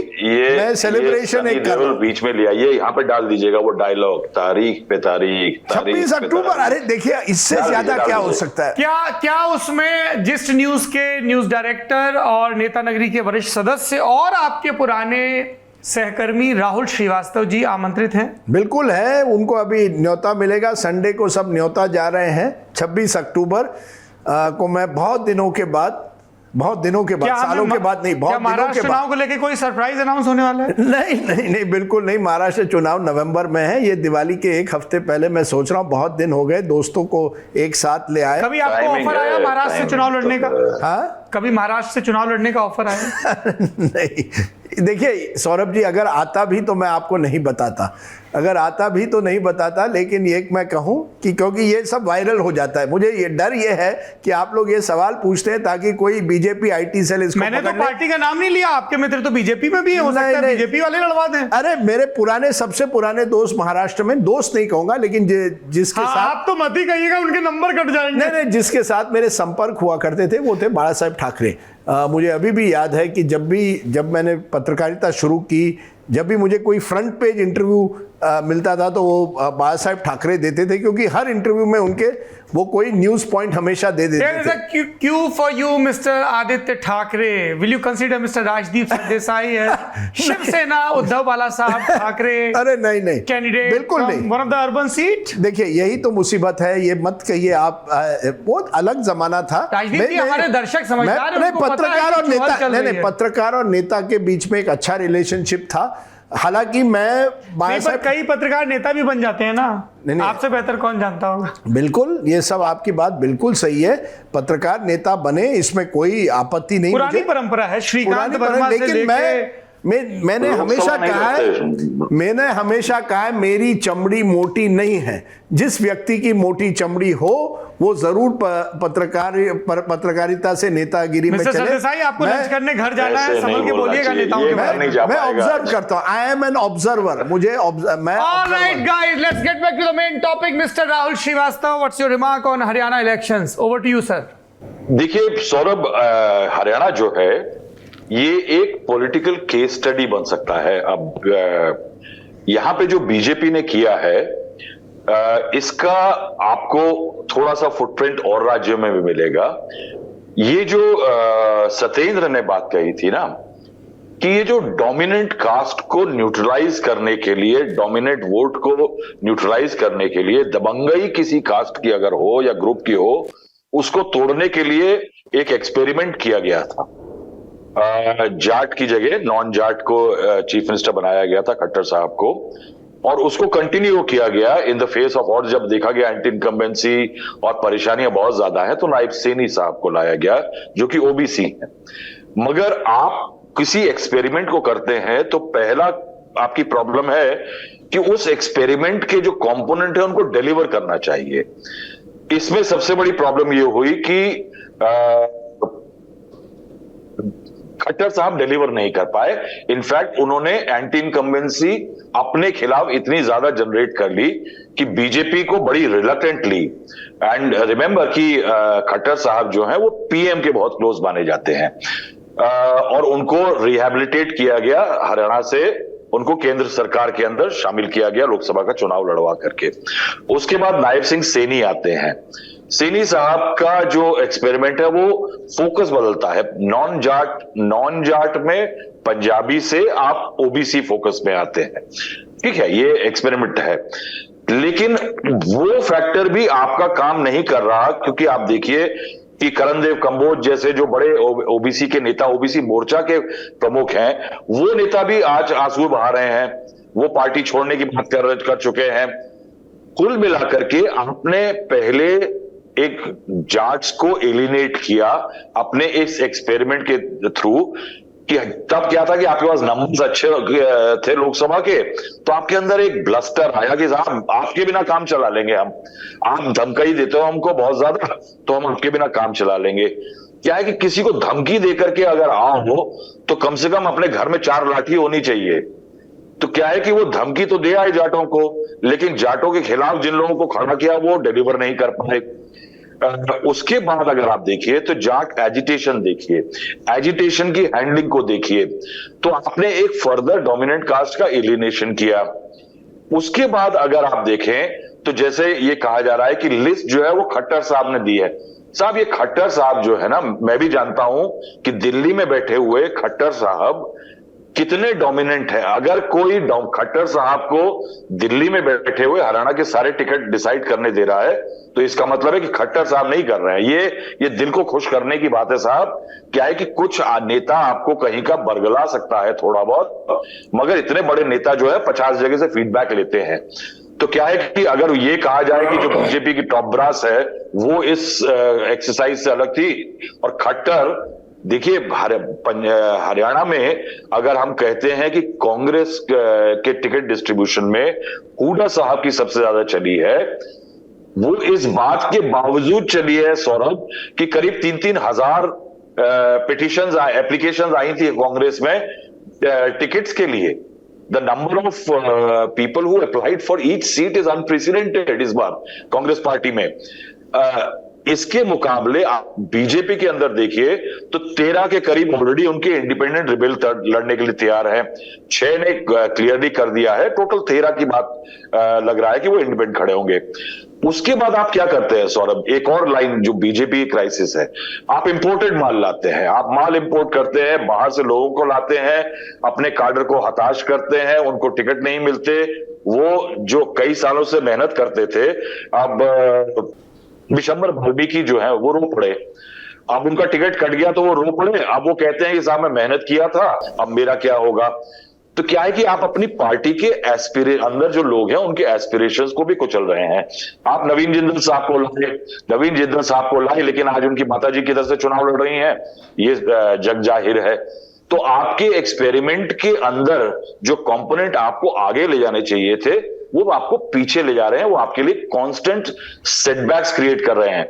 कहीं ना कहीं मैं कहूंगा कि हरियाणा में जो हो रहा है वो एक टर्निंग ऑफ द टाइड है, क्योंकि बीजेपी अगर आप देखें तो यही हालत कहीं ना कहीं आप देखिएगा थोड़े दिनों बाद महाराष्ट्र में आने वाली, जहां पे चुनाव हो रहे हैं, जिसके बाद मोदक मिलने हैं या पहले मिलने हैं। महाराष्ट्र में भी यही एक्सपेरिमेंट हुआ था। देवेंद्र फडणवीस को लाया गया था एज अ नॉन मराठा, जिसको कि न्यूट्रलाइज करने के लिए लाया गया, लेकिन उसके बाद जो हुआ है दैट इज ऑलरेडी हिस्ट्री। मैं ये कहूंगा कि ये बीजेपी के दिल्ली के ड्राइंग बोर्ड का फेलियर है। It is not a failure of at all of the leadership at the ground level in Haryana as far as the BJP goes. BJP का कहीं ना कहीं हरियाणा एक प्रतीक बन गया है of the what you would call कांग्रेसीकरण, क्योंकि जैसे ही एक पार्टी इतनी बड़ी हो जाती है, दावेदार बहुत हो जाते हैं, एक समय में हाई कमांड कल्चर जो होता है इतना डोमिनेंट होता है, और जो हाई कमांड का लीडर है वो खुद अपने बल पर वोट लाता है। आप देखिए ना, आंकड़े देखिए, बीजेपी को 2019 में हरियाणा में लोकसभा में 58% वोट मिलते हैं। 4 महीने बाद विधानसभा चुनाव होते हैं हरियाणा में, बीजेपी 36% लेके उनकी त्रिशंकु विधानसभा में उनकी सरकार बनती है, यानी 22% गैप। कहीं ना कहीं मोदी फैक्टर था। मोदी फैक्टर 2014 में भी था और 2019 में भी था। There was a double digit difference between Lok Sabha and Vidhan Sabha. अब क्या हो रहा है कि लोकसभा के चुनाव के बाद, 2024 के चुनाव के बाद, जहां लगभग आमने सामने कांग्रेस और बीजेपी आ गई हरियाणा में, हरियाणा का वो जो विधायक है वो भी जान गया है केवल मोदी जी के नाम पर अब मैं चुनाव नहीं जीत सकता। और इसी वजह से जो अंदरूनी लड़ाई पिछले 10 सालों से दबी हुई थी वो उभर कर एक बार फिर आ रही है। और ये जो है यही कांग्रेस में हुआ था इंदिरा गांधी के बाद। जब एक बार इंदिरा गांधी का वर्चस्व खत्म हुआ, those local leaders started to assert themselves. और वही आप देख रहे हैं बीजेपी में इस तरह की बगावत जो हम हमेशा नॉर्मली कांग्रेस में देखा करते थे वो इस समय बीजेपी में देख रहे हैं। And that is the big difference I think Saurabh, which is why Rahul is right. Haryana एक तरह से प्रतीक बन गया है कि हमारी राजनीति किस तरह से बदल रही है पिछले कुछ महीनों से। बेल पे अरविंद केजरीवाल भी बाहर आए हैं, क्या मंजर बदलेगा? क्या आम आदमी पार्टी मोमेंटम पकड़ेगी? दिल्ली में अगले साल की शुरुआत में विधानसभा चुनाव और उससे पहले हरियाणा में आम आदमी पार्टी अपना भविष्य तलाशने की कोशिश कर रही है। पंजाब दिल्ली के ठीक बीच में यह हरियाणा है। अरविंद केजरीवाल की बेल पर आपकी टिप्पणी? देखिए, मेरी टिप्पणी इतनी है कि देखिए, अरविंद केजरीवाल के बेल आने से मुझे नहीं लगता हरियाणा के चुनाव में कोई बदलाव आने वाला। हरियाणा के तो चुनाव की दिशा तय है। आम आदमी पार्टी इतनी कोशिश कर सकती है कि कुछ शहरी इलाकों में कोशिश करे कम से कम कि इतने वोट आए ताकि लोगों को ना लगे कि आम आदमी पार्टी पूरी तरह से हरियाणा में खत्म हो गई है, क्योंकि उससे डिमोरलाइजेशन हो जाएगी, जिसका थोड़ा बहुत असर दिल्ली में पड़ सकता है, बहुत कम। मुझे लगता है अरविंद केजरीवाल के बाहर आने से दिल्ली का जो चुनाव है अगले 5-4 महीनों में रोमांचक हो गया है, क्योंकि अरविंद केजरीवाल को मालूम है ये अब अस्तित्व की लड़ाई है। अगर वो दिल्ली हार जाए फरवरी के महीने में, देन वेयर इज द आम आदमी पार्टी? तो उनका पूरा जोर मुझे लगता है दिल्ली पर रहेगा। लेकिन सवाल ये उठता है, जो व्यक्ति एंटी करप्शन एजेंडा लेकर आगे आया था, किस एजेंडा लेकर अब दिल्ली की जनता के सामने जाएगा? क्या वो कहेगा कि पूरी जो केंद्र सरकार है मुझे खत्म करने की कोशिश कर रही है, इसलिए मुझे वोट दो? और क्या इस प्लैंक पर उनको हमदर्दी, सहानुभूति मिलेगी जो लोकसभा में नहीं मिली, क्या विधानसभा में मिल सकती है? I will not write off Arvind Kejriwal. मुझे लगता है हम लोग बड़ी आसानी से किसी नेता को राइट ऑफ करते। कई लोगों ने मुझे कहा Arvind Kejriwal is now on the back foot, his political career is more और लेस ओवर। मैंने कहा मैंने कई लोगों के बारे में ये सुना है। I would not write off anyone as clever as Arvind Kejriwal. It's not over until it's over. It's not over until it's. Rahul Shrivastava ji, Arvind Kejriwal की बेल, क्या असर होगा इसका? देखिए, ये जो केजरीवाल जी का मामला हुआ है, जो बेल उनको मिली है, इवेंचुअली अगर आप इसको देखेंगे तो जो कोर्ट की तरफ से फटकार लगी है, तो आप पहला देखिए कि जस्टिस भुइयां ने जो अपने बात कही है उसके अंदर उन्होंने सीबीआई को हिदायत दी है कि आप केज्ड पैरट्स की इमेज से बाहर निकलिए। तो ये यूपीए के टाइम में एक बार केज्ड पैरट सीबीआई को बुलाया गया था, अब फिर से ये रिमार्क जो है वो सीबीआई को के बारे में बोला गया है। ये प्रीमियर एजेंसी है इस देश की, प्रीमियर एजेंसी को सुप्रीम कोर्ट इस देश की बार बार, याद रखिए कि सीबीआई की डायरेक्टर की नियुक्ति का जो तरीका है, एक समय पे एक बड़े ऐतिहासिक जजमेंट के जरिए सुप्रीम कोर्ट के द्वारा ही उसको निहित किया गया था। और उसके बावजूद अगर ऐसा है कि सीबीआई को पिछले 10-15 सालों में 2 बार कहा जाता है कि आप केज्ड पैरट हैं, तो साहब ये बहुत ही शर्मनाक बात है, क्योंकि इसका मतलब है कि हर सरकार सीबीआई नाम का एक तोता पालती है और उस तोते का खर्चा जो है वो इस देश की जनता देती है। ये प्रीमियर इन्वेस्टिगेटिंग एजेंसी है जिसके ऊपर इतने ज्यादा आरोप लग गए हैं अब कि वो सरकारों के कहने पे करती है। अब केजरीवाल साहब ने बेसिकली 2 पिटीशन दी थी, एक अपनी डिनायल ऑफ बेल के ऊपर और दूसरी थी अपहोल्डिंग ऑफ हिज अरेस्ट। तो जो जस्टिस भुइयां हैं उन्होंने जस्टिस कांत से डिफर किया है और उनका कहना है कि जो बेल, ये जो कोशिश की गई है सीबीआई का जो अरेस्ट था, वो सिर्फ बेल को फ्रस्ट्रेट करने के लिए है। यानी कि ईडी की केस में जब उनको बेल हो गई थी अरविंद केजरीवाल को, ये हुआ था मार्च में उनकी अरेस्ट हुई थी और उसके बाद 21 मार्च को और 26 जून को सीबीआई ने उनको अरेस्ट कर लिया। अब इसमें प्रॉब्लम यह है कि वो कोर्ट कहती है कि बेल ईडी की हो गई थी तो बाहर ना निकल पाए जेल से, सिर्फ इसलिए उनको सीबीआई ने अरेस्ट किया। यानी कहीं ना कहीं ये इंडिकेशन है कि valid ground CBI supreme court के सामने प्रूव करने में चूक गई है कि वो क्यों अरविंद केजरीवाल को जेल के अंदर रखना चाहती है। ये क्रक्स है पूरी स्टोरी का। इससे एक पॉलिटिकल मैसेज जाता है पब्लिक में, संशय क्रिएट होता है कि क्या इस केस में इतना दम है कि अरविंद केजरीवाल के खिलाफ उनको बेल मिल गई, सीबीआई के बारे में कहा जा रहा है वो केज पैरट है, तो क्या ये राजनीतिक द्वेषवश किया हुआ केस है? अब इस एक्साइज वाले मामले में जो देखें अगर आप सौरभ, तो 40 एक्यूज्ड में से सिर्फ 2 लोग जेल में बचे, सबको बेल हो चुकी थी। इसमें एक अरविंद केजरीवाल थे और दूसरे अमनदीप ढल थे। अब ऐसा केस जिसके अंदर 38 लोगों को बेल हो गई है और सीबीआई और एजेंसीज ये नहीं बता पा रही कि क्यों वो जेल में रखना चाहती हैं, तो कहीं ना कहीं एक मैसेज जाता है पब्लिक के अंदर जो कि चुनावों में जाकर के क्यों नहीं दिखेगा। अब इसका एक पॉलिटिकल पहलू पहले अगर मैं कह लूं, इस समय पे अगर आप मोटा मोटा देखें तो वोट जो हरियाणा में है वो एंटी बीजेपी का क्वांटम ज्यादा दिख रहा है आपको अगर, और कांग्रेस बेहतर स्थिति में दिख रही है, तो जो अरविंद केजरीवाल उतरेंगे वो एंटी बीजेपी वोट को उनकी पार्टी अगर काटेगी तो इसके अंदर नुकसान कांग्रेस पार्टी को हो सकता है। अब अगर अरविंद केजरीवाल बाहर है कैंपेन करने के लिए फ्री हो जाते हैं तो उनका कैंपेन जो है वो आम आदमी पार्टी का जो कैंपेन होगा उसको सशक्त करेगा। अब वो अपने कैंपेन में बीजेपी को टारगेट करेंगे जरूर, बीजेपी को टारगेट अगर वो करेंगे कि मेरे खिलाफ केस लगाया, हालांकि उनके ऊपर पाबंदी लगाई गई है कि आप केस के मेरिट्स पे पॉलिटिकल प्लेटफॉर्म्स पे नहीं बोलेंगे, लेकिन ये बात तो तय है कि जब वो बोलेंगे तो बीजेपी के खिलाफ बोलेंगे, और अगर उनका कैंपेन प्रखर रूप से बीजेपी के खिलाफ जाता है तो वो बीजेपी के खिलाफ जो वोट है उसको अट्रैक्ट करने की कोशिश करेंगे। अगर बीजेपी के खिलाफ वोट अट्रैक्ट करने की कोशिश करेंगे तो बीजेपी जिसकी नैया इतनी बुरी तरह लड़खड़ा रही है हरियाणा में, ये बीजेपी के लिए एक अच्छी खबर हो सकती है, क्योंकि हरियाणा जो है वो एक छोटा प्रदेश है, ये आबादी के मामले में कोई बहुत बड़ा क्षेत्र नहीं है। अब अगर आप विनीश फोगाट की मैं कॉन्स्टिट्यूंसी अभी देख रहा था तो जुलाना में टोटल 1,70,000 वोट है। 1,70,000 में से करीब 80-83,000 जाट हैं, बाकी ओबीसी और एससी हैं। लेकिन 1,70,000 का जो वोट है, ऐसी सीटों में हरियाणा में तमाम ऐसी सीट हैं जिसमें 500 से 2,000 सीटों वोट पे सीट निर्णायक हो जाती है।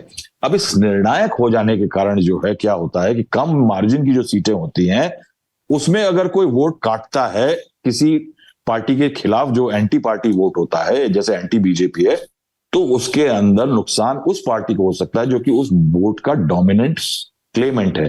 तो मैं ये कहूंगा कि हरियाणा में ये टेस्ट केस होगा कांग्रेस और अरविंद केजरीवाल के लिए कि ये जो फेलियर टू अलाई हो रहा है उससे डैमेज को किस तरह से मिनिमाइज किया जाए। अब हम रुक कर रहे हैं ललन टॉप के दूसरे सत्र का, लेकिन उससे पहले हम विदा लेंगे अपने मेहमानों से। सत्येंद्र चौहान जी, रविंदर शौरान जी, आप दोनों का बहुत बहुत शुक्रिया। अब बात जम्मू कश्मीर की होगी। राजदीप जी, आप हाल ही में लौटे हैं जम्मू कश्मीर से, आगाज़ के नाम से एक डॉक्यूमेंट्री भी आप रिलीज़ कर रहे हैं जी। मैंने देखा किस तरह से आप वाजवान खाते हुए चुहल कर रहे हैं, पुराने मित्रों से मिल रहे हैं।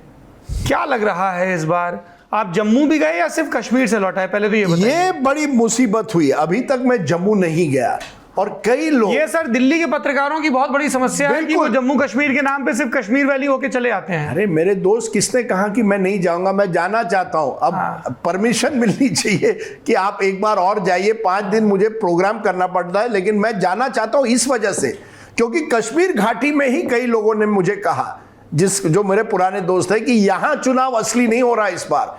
असली चुनाव जो जम्मू एंड कश्मीर में हो रहा है वो जम्मू के जो 43 सीटें हैं वहां चुनाव होगा, और जो जम्मू जीतेगा वो कश्मीर इस बार जीतेगा, या अगर जो जम्मू जीतेगा वो शपथ लेगा। वो, मैं ये नहीं कहूंगा कि जो जम्मू जीतेगा वो शपथ लेगा, लेकिन जो जम्मू जीतेगा वो तय करेगा कि कौन शपथ लेगा।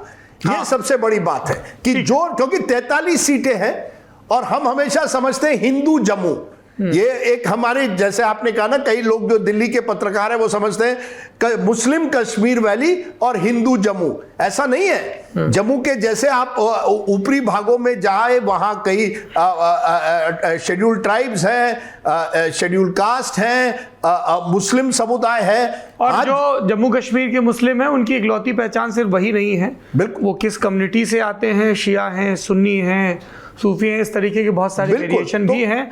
मैं अपने दर्शकों को बता दूं, 18 सितंबर, 25 सितंबर और 1 अक्टूबर 3 फेज में जम्मू कश्मीर में चुनाव होने हैं, जिसके बारे में हम चर्चा कर रहे हैं।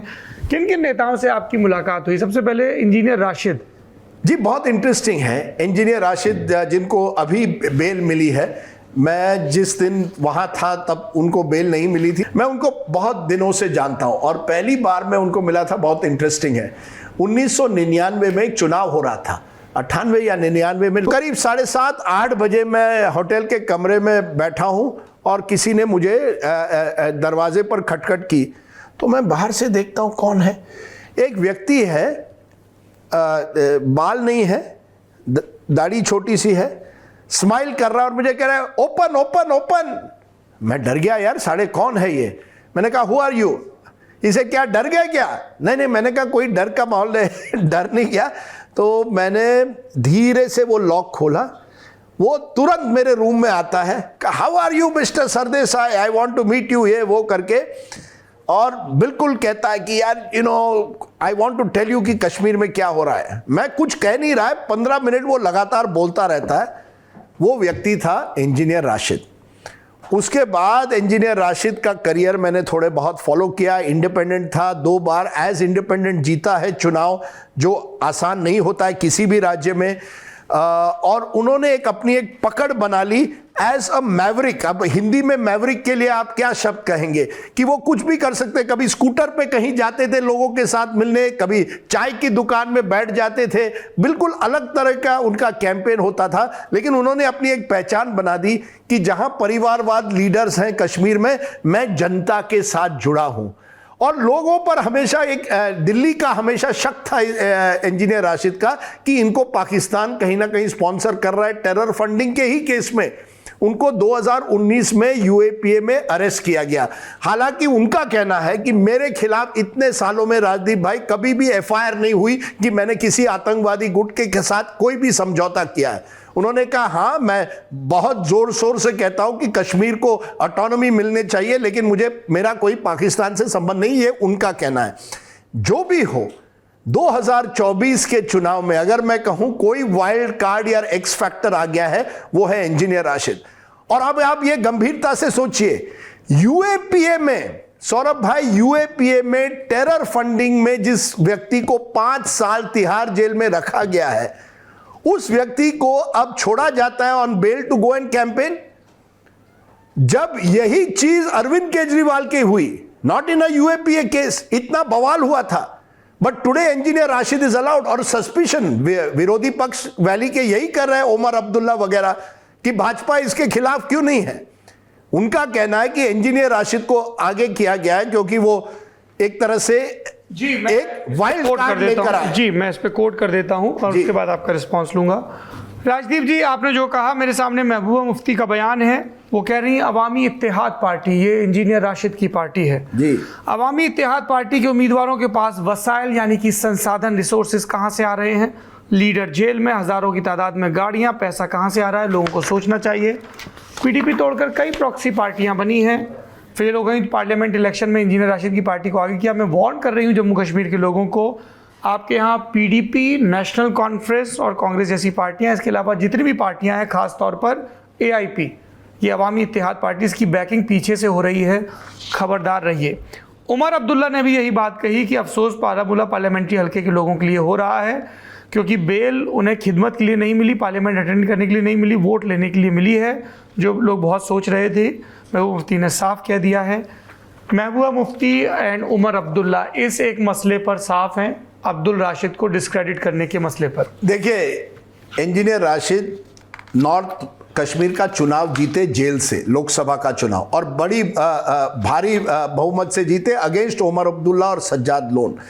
और मैंने तब भी पूछा था, उनका बेटा जो है अबरार 22 साल का है, वो कैंपेन चलाता है, मैंने उससे पूछा था कि साधन कितने आए। उनका कहना है मैंने 27,000 पेट्रोल पर खर्च किए, इसके अलावा मैं लाउड स्पीकर भी लोगों के साथ ले रहा था, आउटसोर्स किया था। यही सवाल मैंने कल इंजीनियर राशिद को पूछा कि आपकी जो पार्टी है 34 सीट अब लड़ रही है, कहां से आए साधन 34 सीटों को लड़ने के लिए? उन्होंने मुझे कहा मैं चैलेंज देता हूं कि आप अगर मेरा 1 पैसा दिखाओ मुझे कहीं सरकार से मिले, मैं इसी। राजदीप जी, हम लोग चुनाव दर चुनाव, पार्टी दर पार्टी देखते हैं, इस पर तो हम ना जाएं। चैलेंज वैलेंज सब अपनी जगह, सब लोग अपना खर्चा जमा करते हैं, सबको पता है चुनाव में कितना खर्च होता है। देखिए, अब विधानसभा में क्या हो रहा है या असेंबली में क्या हो रहा है मैं नहीं कह सकता, लेकिन लोकसभा में बात यह है कि वाकई उसके बेटे ने कई एरियाज में लाउड स्पीकर लोगों से लेकर अपने भाषण किए थे। इंजीनियर राशिद की एक बात मैं बता दूं, आप आज हम कह सकते हैं जरूर कि कहीं ना कहीं सवाल उठ रहे हैं कि अचानक, जैसे मैंने कहा, उनको कैसे कैंपेन में लाया गया है जब वो यूएपीए में है, लेकिन 5 साल से उनका मोबाइल भी उनको नहीं मिला था। He was working as librarian. वो मुझे कल कह रहे थे मैंने आपकी किताब पढ़ी, मैंने कहा कहां? उन्होंने कहा जेल में। He was in charge of library, जिससे उनको थोड़े बहुत पैसे मिलते थे। अगर हम आज कह रहे हैं कि इंजीनियर राशिद को कहीं ना कहीं केंद्र सरकार स्पॉन्सर कर रही है, चाहती है कि एक एक्स फैक्टर बन जाए, वाइल्ड कार्ड बन जाए, ये अपनी बात है, ये इस पर आपको इसका निगरानी रखनी पड़ेगी, इन्वेस्टिगेशन। लेकिन 5 साल तक यही व्यक्ति को कहीं बाहर जाने नहीं दिया, जबकि उमर अब्दुल्ला और महबूबा मुफ्ती 7-8 महीने बाद वो निकल कर बाहर आते हैं। तो एक लास्ट बात, इंजीनियर राशिद के कैंपेन में क्या था, लोकसभा में क्यों जीते? तिहाड़ का बदला वोट से, ये उनका नारा था तब। अब क्या है, वो बाहर निकल गए हैं। क्या will it be as effective, we don't know. क्या लोकल फैक्टर्स भारी रहेंगे? लेकिन जरूर आप कह सकते हैं कि इस चुनाव में अगर कोई एक्स फैक्टर है वो है इंजीनियर राशिद। नॉर्थ कश्मीर में क्या वो इतनी सीटें या वोट ला सकते हैं कि वो कोई उलटफेर हो? इस पर सवाल। अशरफ बानी साहब, सवाल सीधा है पर जवाब विस्तृत आए इसकी उम्मीद है। ये जो पुराने पॉलिटिकल प्लेयर्स हैं, नेशनल कॉन्फ्रेंस, पीडीपी, कांग्रेस, फिर बीजेपी, लेफ्ट पार्टियां भी 1-2 सीटों पे, इनकी आपको क्या स्ट्रेटजी दिख रही है टिकट डिस्ट्रीब्यूशन के पॉइंट ऑफ व्यू से, इश्यूज के पॉइंट ऑफ व्यू से, टैक्टिक्स के पॉइंट ऑफ व्यू से, ये बताइएगा। और उसके बाद जो अपेक्षाकृत नए प्लेयर हैं, जिसमें इंजीनियर राशिद की पार्टी हो गई, सज्जाद लोन अपनी जगह बनाने की कोशिश कर रहे हैं, गुलाम नबी आज़ाद की पार्टी भी नोटपैड पे तो नज़र आ रही है ना, रिम दस्ते पे, इनकी मौजूदगी कहाँ और कैसी दिख रही है? और जो सबसे बड़ा सवाल है, क्या इंजीनियर राशिद नेशनल कॉन्फ्रेंस के बेस में डेंट लगा पाएंगे? क्या वो नेशनल कॉन्फ्रेंस और कांग्रेस को कमज़ोर कर पाएंगे, या उमर अब्दुल्ला सत्ता में वापसी की उम्मीद अभी भी पाल सकते हैं? अशरफ बानी जी। जब जम्मू कश्मीर विधानसभा चुनावों की घोषणा हुई थी और 3 चरणों में इन चुनावों को कराने का फैसला चुनाव आयोग ने किया था, तब शुरू में तस्वीर कुछ अलग लग रही थी। और जब अब चुनावी अभियान और चुनावी प्रचार जो है चरम पर है, अब तस्वीर कुछ अलग लग रही है। सबसे पहले ये माना जा रहा था कि जिस अंदाज से लोकसभा चुनावों के नतीजे आए हैं और जो पैटर्न वोटिंग का और अलग अलग पार्टियों का रहा है, शायद वही जो है इन विधानसभा चुनावों में दोहराया जाएगा। और कोई ज्यादा समय गुजरा भी नहीं है तब से, लेकिन किस तरह से महीनों और घंटों में और दिनों में परिस्थितियां बदल जाती हैं, वो भी चुनावी माहौल में, वो कश्मीर में इन 10 साल के बाद हो रहे विधानसभा चुनाव में साफ नजर आ रहा है। खासतौर से अगर हम जम्मू कश्मीर चुनाव में यहाँ की जो रिवायती पार्टियां हैं या ट्रेडिशनल जो पॉलिटिकल पार्टीज हैं, नेशनल कॉन्फ्रेंस, पीडीपी जो क्षेत्रीय दल है, कांग्रेस और भारतीय जनता पार्टी जो कि राष्ट्रीय दल है, लेकिन जम्मू कश्मीर की राजनीति में उनकी भागीदारी रही है ज्यादातर कांग्रेस की। कांग्रेस ने नेशनल कॉन्फ्रेंस से गठबंधन किया था, वही जो पार्लियामेंट या लोकसभा नतीजे आए थे उनको देखकर बेहतर किया था इंडिया गठबंधन ने। तो उन्हें लग रहा था कि ये कैटवॉक है, अब जम्मू कश्मीर में जो है नेशनल कॉन्फ्रेंस और कांग्रेस मिलकर गठबंधन करके सरकार बना लेंगे। लेकिन एक तो जो अलग अलग राजनीतिक दलों को बीजेपी समेत टिकट बंटवारे को लेकर आपसी रस्साकशी हुई, उसने इन पार्टियों के बीच में बहुत बड़ा जो है जलजला लाया है, तनाव खड़ा कर दिया है। किसी भी पार्टी की बात करें, नेशनल कॉन्फ्रेंस से टिकट बंटवारे को लेकर कई नेता नाराज हो गए, या तो वो निर्दलीय लड़ रहे हैं या फिर किसी पार्टी का दामन उन्होंने थामा। वही स्थिति बीजेपी की है जम्मू में, जहां पर कई सारे बीजेपी के कार्यकर्ता और नेता टिकट न मिलने से नाराज हैं। वो भी या तो किसी संगठन में जा रहे हैं या फिर निर्दलीय चुनाव लड़ रहे हैं। और पीडीपी में तो पहले से ही वो मामला था।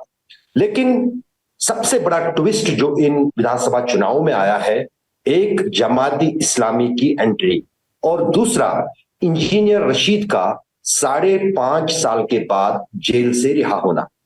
अगर हम बात करें जमात इस्लामी की, जमात इस्लामी वही पार्टी है जिसने 1987 में मुस्लिम यूनाइटेड फ्रंट के नाम से जम्मू कश्मीर में नेशनल कॉन्फ्रेंस के खिलाफ गठबंधन बनाया था, जिसमें सईद सलाहुद्दीन उम्मीदवार थे, सईद अली शाह गिलानी उम्मीदवार थे, यासीन मलिक जो कि तिहाड़ जेल में अब बंद है, वो इस मुस्लिम यूनाइटेड फ्रंट के जो है पोलिंग एजेंट थे, या हम कहें सईद सलाहुद्दीन के पोलिंग एजेंट थे, क्योंकि वो श्रीनगर से चुनाव लड़ रहा था।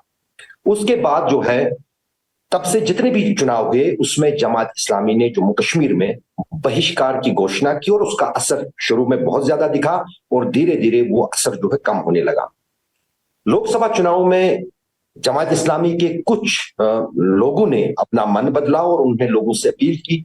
वो ये साफ नहीं था कि क्या वो प्रेशर को लेकर या सरकार की तरफ से उनको जो प्रेशर बढ़ा है पिछले कई सालों के दौरान, खासतौर से प्रतिबंध लगने के दौरान, या उसके कारण है, या फिर वो जो है और वो उनका परिवर्तन हुआ है कि वो अब डेमोक्रेटिक राजनीति से जो है अपनी लड़ाई लड़ेंगे।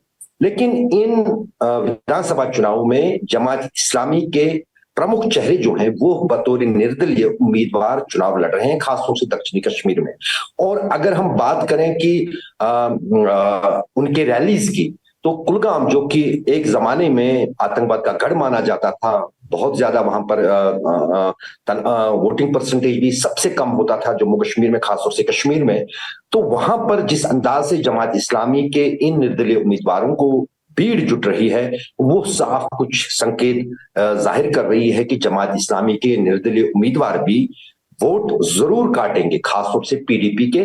और यहां तक कि काफी कांटे की टक्कर उनकी, चाहे वो नेशनल कॉन्फ्रेंस के उम्मीदवार हो या पीडीपी के हो, उनके साथ होने वाली है दक्षिण कश्मीर।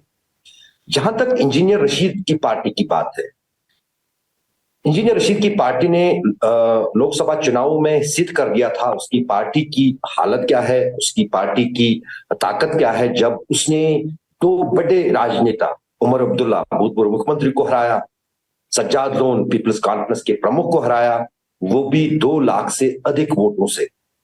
और खुशकिस्मती ये है कि जब तिहाड़ जेल से इंजीनियर रशीद छूटे, उसके बाद सबसे पहला जो लाइव इंटरव्यू है वो उन्होंने आज तक पे किया और मैंने ही उनसे वो बातचीत की थी। और उसमें जिस अंदाज से उन्होंने तेवर दिखाए और जिस अंदाज से उन्होंने दोनों गठबंधनों को, यानी एनडीए को भी और इंडिया गठबंधन को भी आड़े लिया है, तो वो कहीं ना कहीं जो है कश्मीर में उनकी लोकप्रियता को बढ़ाने लगा है। और ये भी साफ है कि अगर उनकी लोकप्रियता बढ़ी तो हो सकता है कि जो उनका परफॉर्मेंस लोकसभा चुनाव में था उससे बेहतर प्रदर्शन इन विधानसभा चुनाव में देखे जा सकें, क्योंकि इंजीनियर रशीद का एक अट्रैक्शन पावर जो है चुनावी प्रचार को लेकर, जिसमें वो लग गए हैं, खासतौर से दक्षिण कश्मीर में जहां पर सबसे पहले चुनाव होना है, तो वो इस चुनावी परिस्थिति और को इम्बैलेंस कर सकता है। जमात इस्लामी और इंजीनियर रशीद, और उसके साथ साथ जो रूठे हुए उम्मीदवार हैं अलग अलग पार्टियों के। और तीसरी बात, जो कांग्रेस के नेता जो खुलकर जो इस गठबंधन में अलग अलग नेता अलग अलग जगहों पर बात करने लगे हैं, उसने भी इस इंडिया गठबंधन या कांग्रेस नेशनल कॉन्फ्रेंस के गठबंधन को जो है कहीं ना कहीं एक डेंट पहुंचाया है, एक नुकसान पहुंचाया है। हम अगर जो पूर्व अध्यक्ष थे स्टेट कांग्रेस के वकार रसूल वानी, जो बानिहाल से चुनाव लड़ रहे हैं, उन्होंने ओपन रैली में नेशनल कॉन्फ्रेंस के नेताओं को बुरा भला कहा, कोसा, जबकि कांग्रेस के यहाँ जो राज्य के प्रभारी हैं अब तारिक हमीद कर्रा, उन्होंने उससे किनारा तो किया है, लेकिन जमीन पर यह हालत है। उसी तरह गांदरबल की लोकसभा विधानसभा सीट, जहां से उमर अब्दुल्ला चुनाव लड़ रहे हैं, अब्दुल्ला परिवार की पारिवारिक सीट मानी जाती है, वहां पर जो कांग्रेस का स्थानीय नेता है आदिल फारूक, डिस्ट्रिक्ट प्रेसिडेंट गांदरबल, वो पार्टी की लाइन से हटकर निर्दलीय तौर पर जो है गांदरबल से इन चुनावों में खड़ा हो गया है। जब बात की उससे तो कहा, मैं कांग्रेस मेरे दिल और रग रग में बस रहा है, लेकिन मैं निर्दलीय लड़ूंगा, मैं इस कॉन्स्टिट्यूंसी यानी गांदरबल में किसी दूसरे को नहीं आने दूंगा।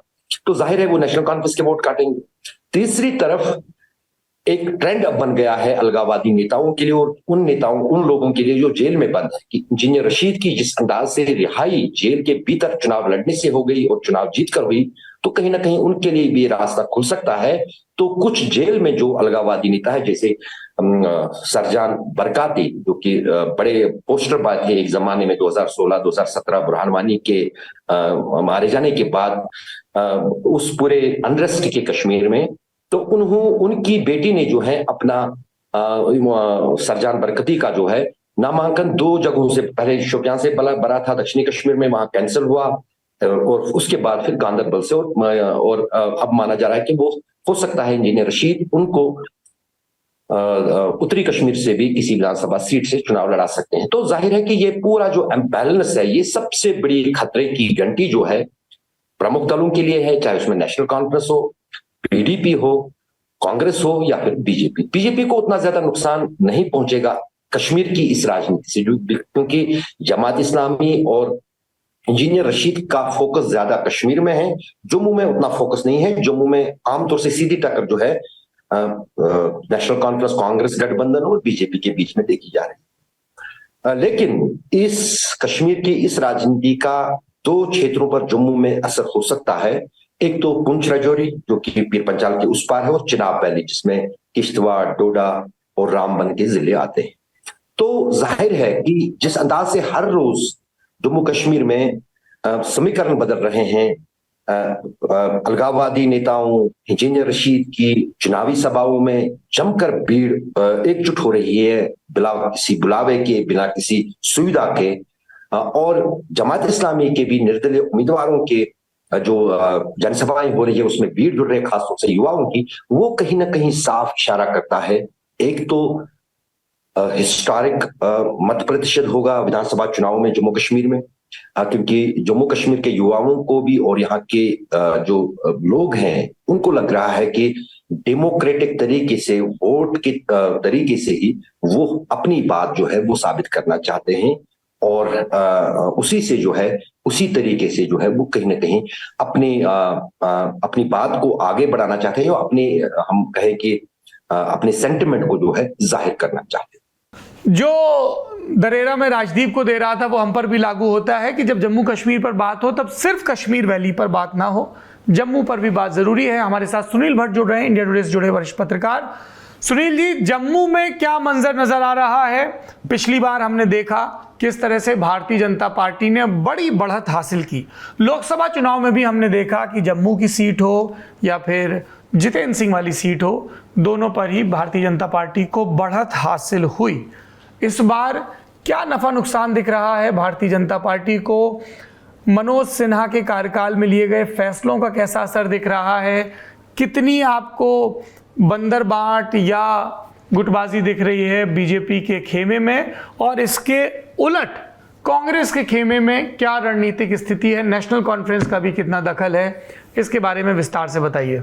अगर हम 2024 के लोकसभा चुनाव की तरफ नजर डालें तो भारतीय जनता पार्टी 29 विधानसभा क्षेत्रों में लीड कर रही थी, और ये जो 29 विधानसभा क्षेत्र हैं ये सभी जम्मू संभाग से हैं।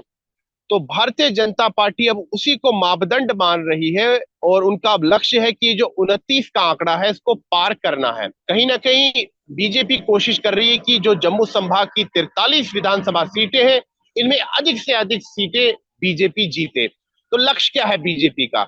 अगर हम बीजेपी के सूत्रों की माने तो बीजेपी का लक्ष्य है 35 सीटें जो है जीतना।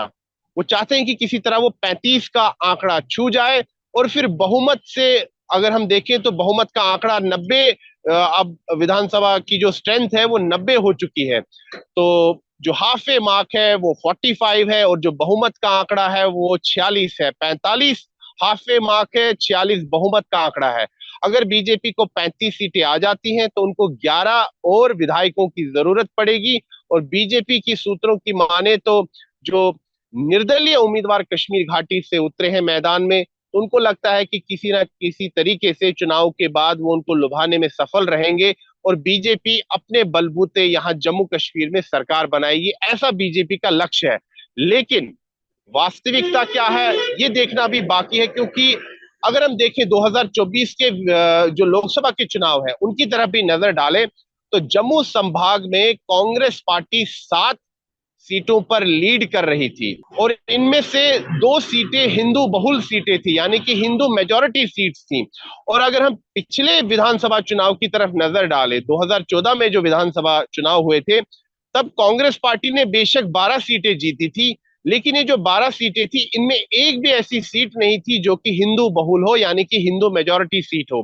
तो कांग्रेस पार्टी का जो उनकी राजनीतिक जमीन थी, क्योंकि जम्मू संभाग एक समय में कांग्रेस पार्टी का गढ़ माना जाता था, लेकिन 2014 से कांग्रेस की जमीन यहां से खिसकी है। लेकिन अब कहीं ना कहीं कांग्रेस पार्टी में एक थोड़ी ऊर्जा है, उनको लगता है कि वो कोई बहुत ही बड़ा उलटफेर कर सकते हैं इन विधानसभा चुनाव में। लेकिन क्या ऐसा होगा? अगर हम देखें तो बीजेपी पूरी जान झोंक रही है इन विधानसभा चुनाव में, और लक्ष्य उनका यही है 35 सीटें हासिल करना। और कांग्रेस पार्टी का यही लक्ष्य रहेगा कि बीजेपी को किसी तरह 20 के आंकड़े के अंदर ही रखना, यानी कि 20 के आंकड़ा जो है बीजेपी ना पार कर पाए, ये कांग्रेस पार्टी का लक्ष्य है। ये नेशनल कॉन्फ्रेंस भी चाहती है, क्योंकि नेशनल कॉन्फ्रेंस और कांग्रेस के बीच में प्री पोल गठबंधन है।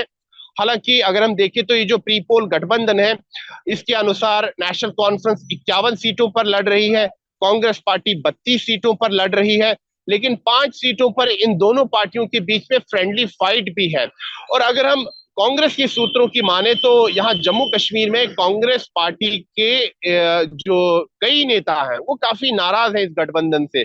उनका मानना है कि नेशनल कॉन्फ्रेंस ने ज्यादा सीटें ले ली, और उन्होंने जो ये सीट शेयरिंग अग्रीमेंट हुआ है उसमें निगोशिएशंस में उनका पलड़ा भारी रहा, और कांग्रेस के जो नेता जो निगोशिएट कर रहे थे इस एग्रीमेंट को, वो ठीक तरह से कांग्रेस के पक्ष में सीटें नहीं ला पाए। और वो दिखता भी है, क्योंकि जम्मू संभाग में कई हिंदू बहुल सीटें हैं जो नेशनल कॉन्फ्रेंस को गठबंधन के सीट शेयरिंग एग्रीमेंट के हिसाब से दिया गया है, जैसे कि जम्मू नॉर्थ, कठुआ, उधमपुर से भी एक सीट नेशनल कॉन्फ्रेंस को दी गई है।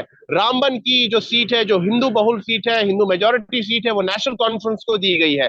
तो कांग्रेस पार्टी के जम्मू संभाग के कई नेता नाराज हैं पार्टी से कि ऐसा उन्होंने क्यों किया कि नेशनल कॉन्फ्रेंस को इतनी हिंदू मेजॉरिटी सीट्स दे दी। फिलहाल यही सीट शेयरिंग एग्रीमेंट है कांग्रेस और नेशनल कॉन्फ्रेंस का, और नेशनल कॉन्फ्रेंस भी कांग्रेस के लिए कांग्रेस के लिए प्रचार करने जा रही है जम्मू संभाग में, और नेशनल कॉन्फ्रेंस भी यही चाहती है कि कांग्रेस पार्टी अधिक से अधिक सीटें यहाँ जम्मू में जीते, ताकि बीजेपी को सत्ता से बाहर रखा जाए। बीजेपी की रणनीति की अगर हम बात करें तो बीजेपी की रणनीति है, जैसे कि मैंने कहा कि 35 का उनका लक्ष्य है कि 35 सीटें जीतना। लेकिन बीजेपी में अगर हम देखें तो टिकट आवंटन को लेकर भी खींचातानी चल रही है, और कई जगहों पर जो उनके पार्टी के नेता थे जो कि आशावान थे उनको टिकट मिलेगा, लेकिन उनको टिकट नहीं मिला। अब वो निर्दलीय लड़ रहे हैं। तो ये जो इनफाइटिंग बीजेपी में चल रही है, अगर ये बीजेपी के लिए हावी साबित होती है इन चुनावों में, तो बीजेपी को काफी नुकसान हो सकता है। इस हफ्ते से हम लोग नेता नगरी में एक नया सेगमेंट शुरू कर रहे हैं। कोई एक नेता जो खबरों में बहुत ज़्यादा है, वो उनकी मृत्यु भी उसकी एक वजह हो सकती है, किसी को कोई सम्मान मिला हो, पुरस्कार मिला हो, उनसे जुड़े संस्मरण भी जुटाए जाएंगे। इस सिलसिले में हम जिक्र करेंगे सीपीएम के महासचिव रहे सीताराम येचुरी का, जेएनयू के हमारे super senior, JNU student union के इमरजेंसी के दौर में अध्यक्ष भी रहे। ये वो दौर था जब दिल्ली यूनिवर्सिटी के प्रेसिडेंट थे अरुण जेटली, जवाहरलाल नेहरू स्टूडेंट यूनियन के प्रेसिडेंट थे सीताराम येचुरी, और पटना स्टूडेंट यूनियन के, पटना यूनिवर्सिटी के प्रेसिडेंट थे लालू प्रसाद यादव। और ये सारे नेता, सारे छात्र नेता जेपी के साथ मिलकर मुखालफत कर रहे थे इंदिरा सरकार की। सीताराम येचुरी पत्रकारों के बीच बहुत लोकप्रिय थे, ऐसा मैंने सुना है। मेरी कभी आमने सामने की मुलाकात नहीं है। इनफैक्ट हम सोचते ही रह गए कि जैसे तमाम बड़े नेताओं के साथ जमघट करते हैं लॉन्ग फॉर्म इंटरव्यू, कभी सीताराम येचुरी के साथ भी किया जाएगा। आपने करना चाहिए था सीताराम येचुरी के साथ, क्योंकि वो तो 70 के दशक में आप ही के जेएनयू के बड़े प्रेसिडेंट थे। आप भी जेएनयू से आते हैं, और कभी कभी सोचना पड़ता है कहाँ गए वो लोग। यहाँ हैं वो लोग। अच्छा चलिए, यहाँ हैं वो लोग। अच्छा यहाँ है वो लोग। संसद से लेकर सड़क तक सब जगह जेएनयू है। बहुत इंटरेस्टिंग है सीताराम येचुरी। 2 कहानियां, छोटी छोटी कहानियां।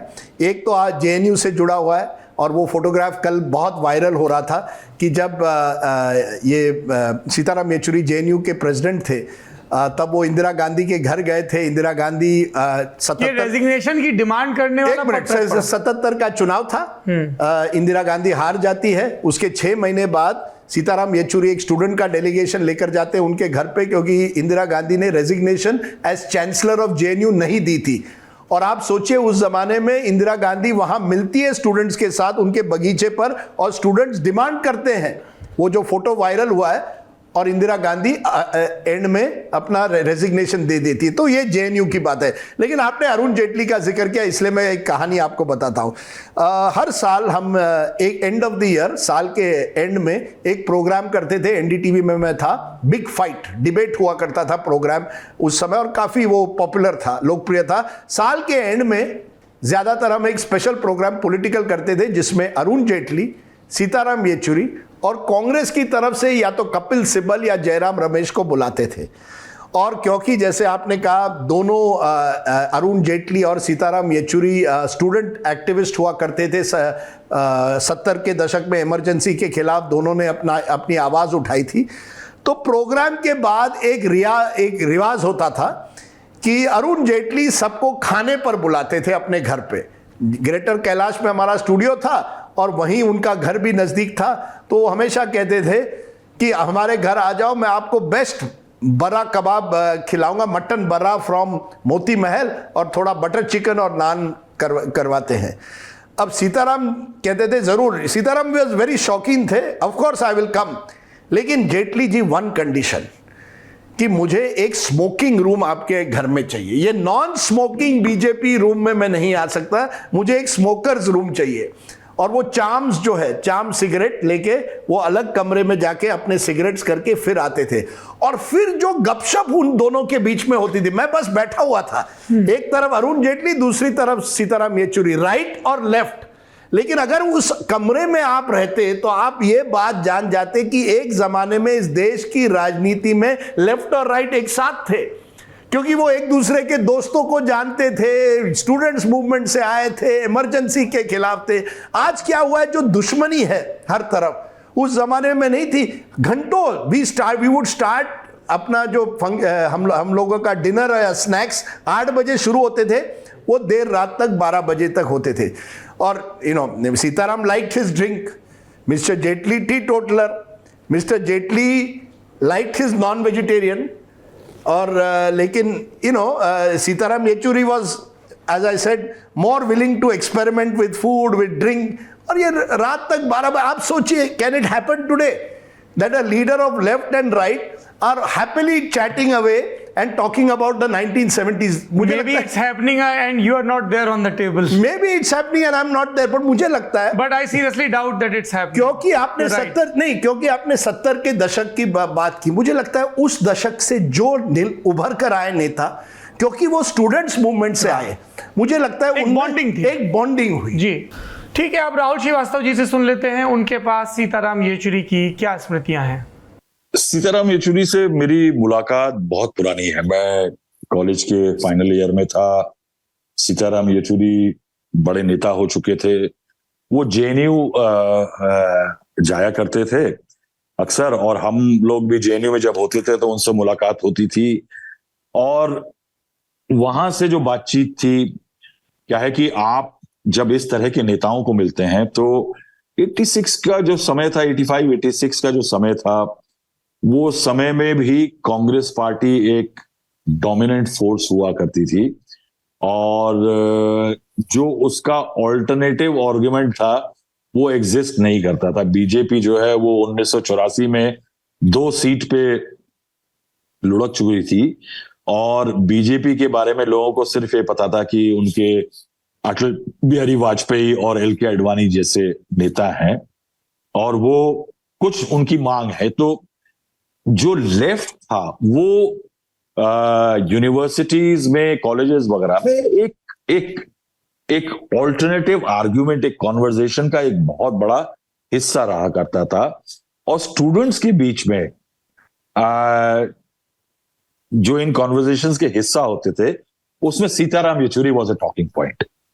और तो हमारी उस शुरुआती मुलाकात में सीताराम येचुरी से जब मेरी हुई, तो मेरे पास आज भी वो कॉपी कहीं रखी हुई है जो कम्युनिस्ट मैनिफेस्टो की सीताराम येचुरी ने मुझे गिफ्ट करी थी, और कहा था कि before you go out and start talking about anything, उसके बारे में किताबें जरूर पढ़ लेनी चाहिए। तो पहले कम्युनिस्ट मैनिफेस्टो पढ़ा गया, फिर क्या है कि दास कैपिटल थोड़ा सा हिस्सा जो था वो पॉलिटिकल सिस्टम्स में हमारे इकोनॉमिक्स के कोर्स में था।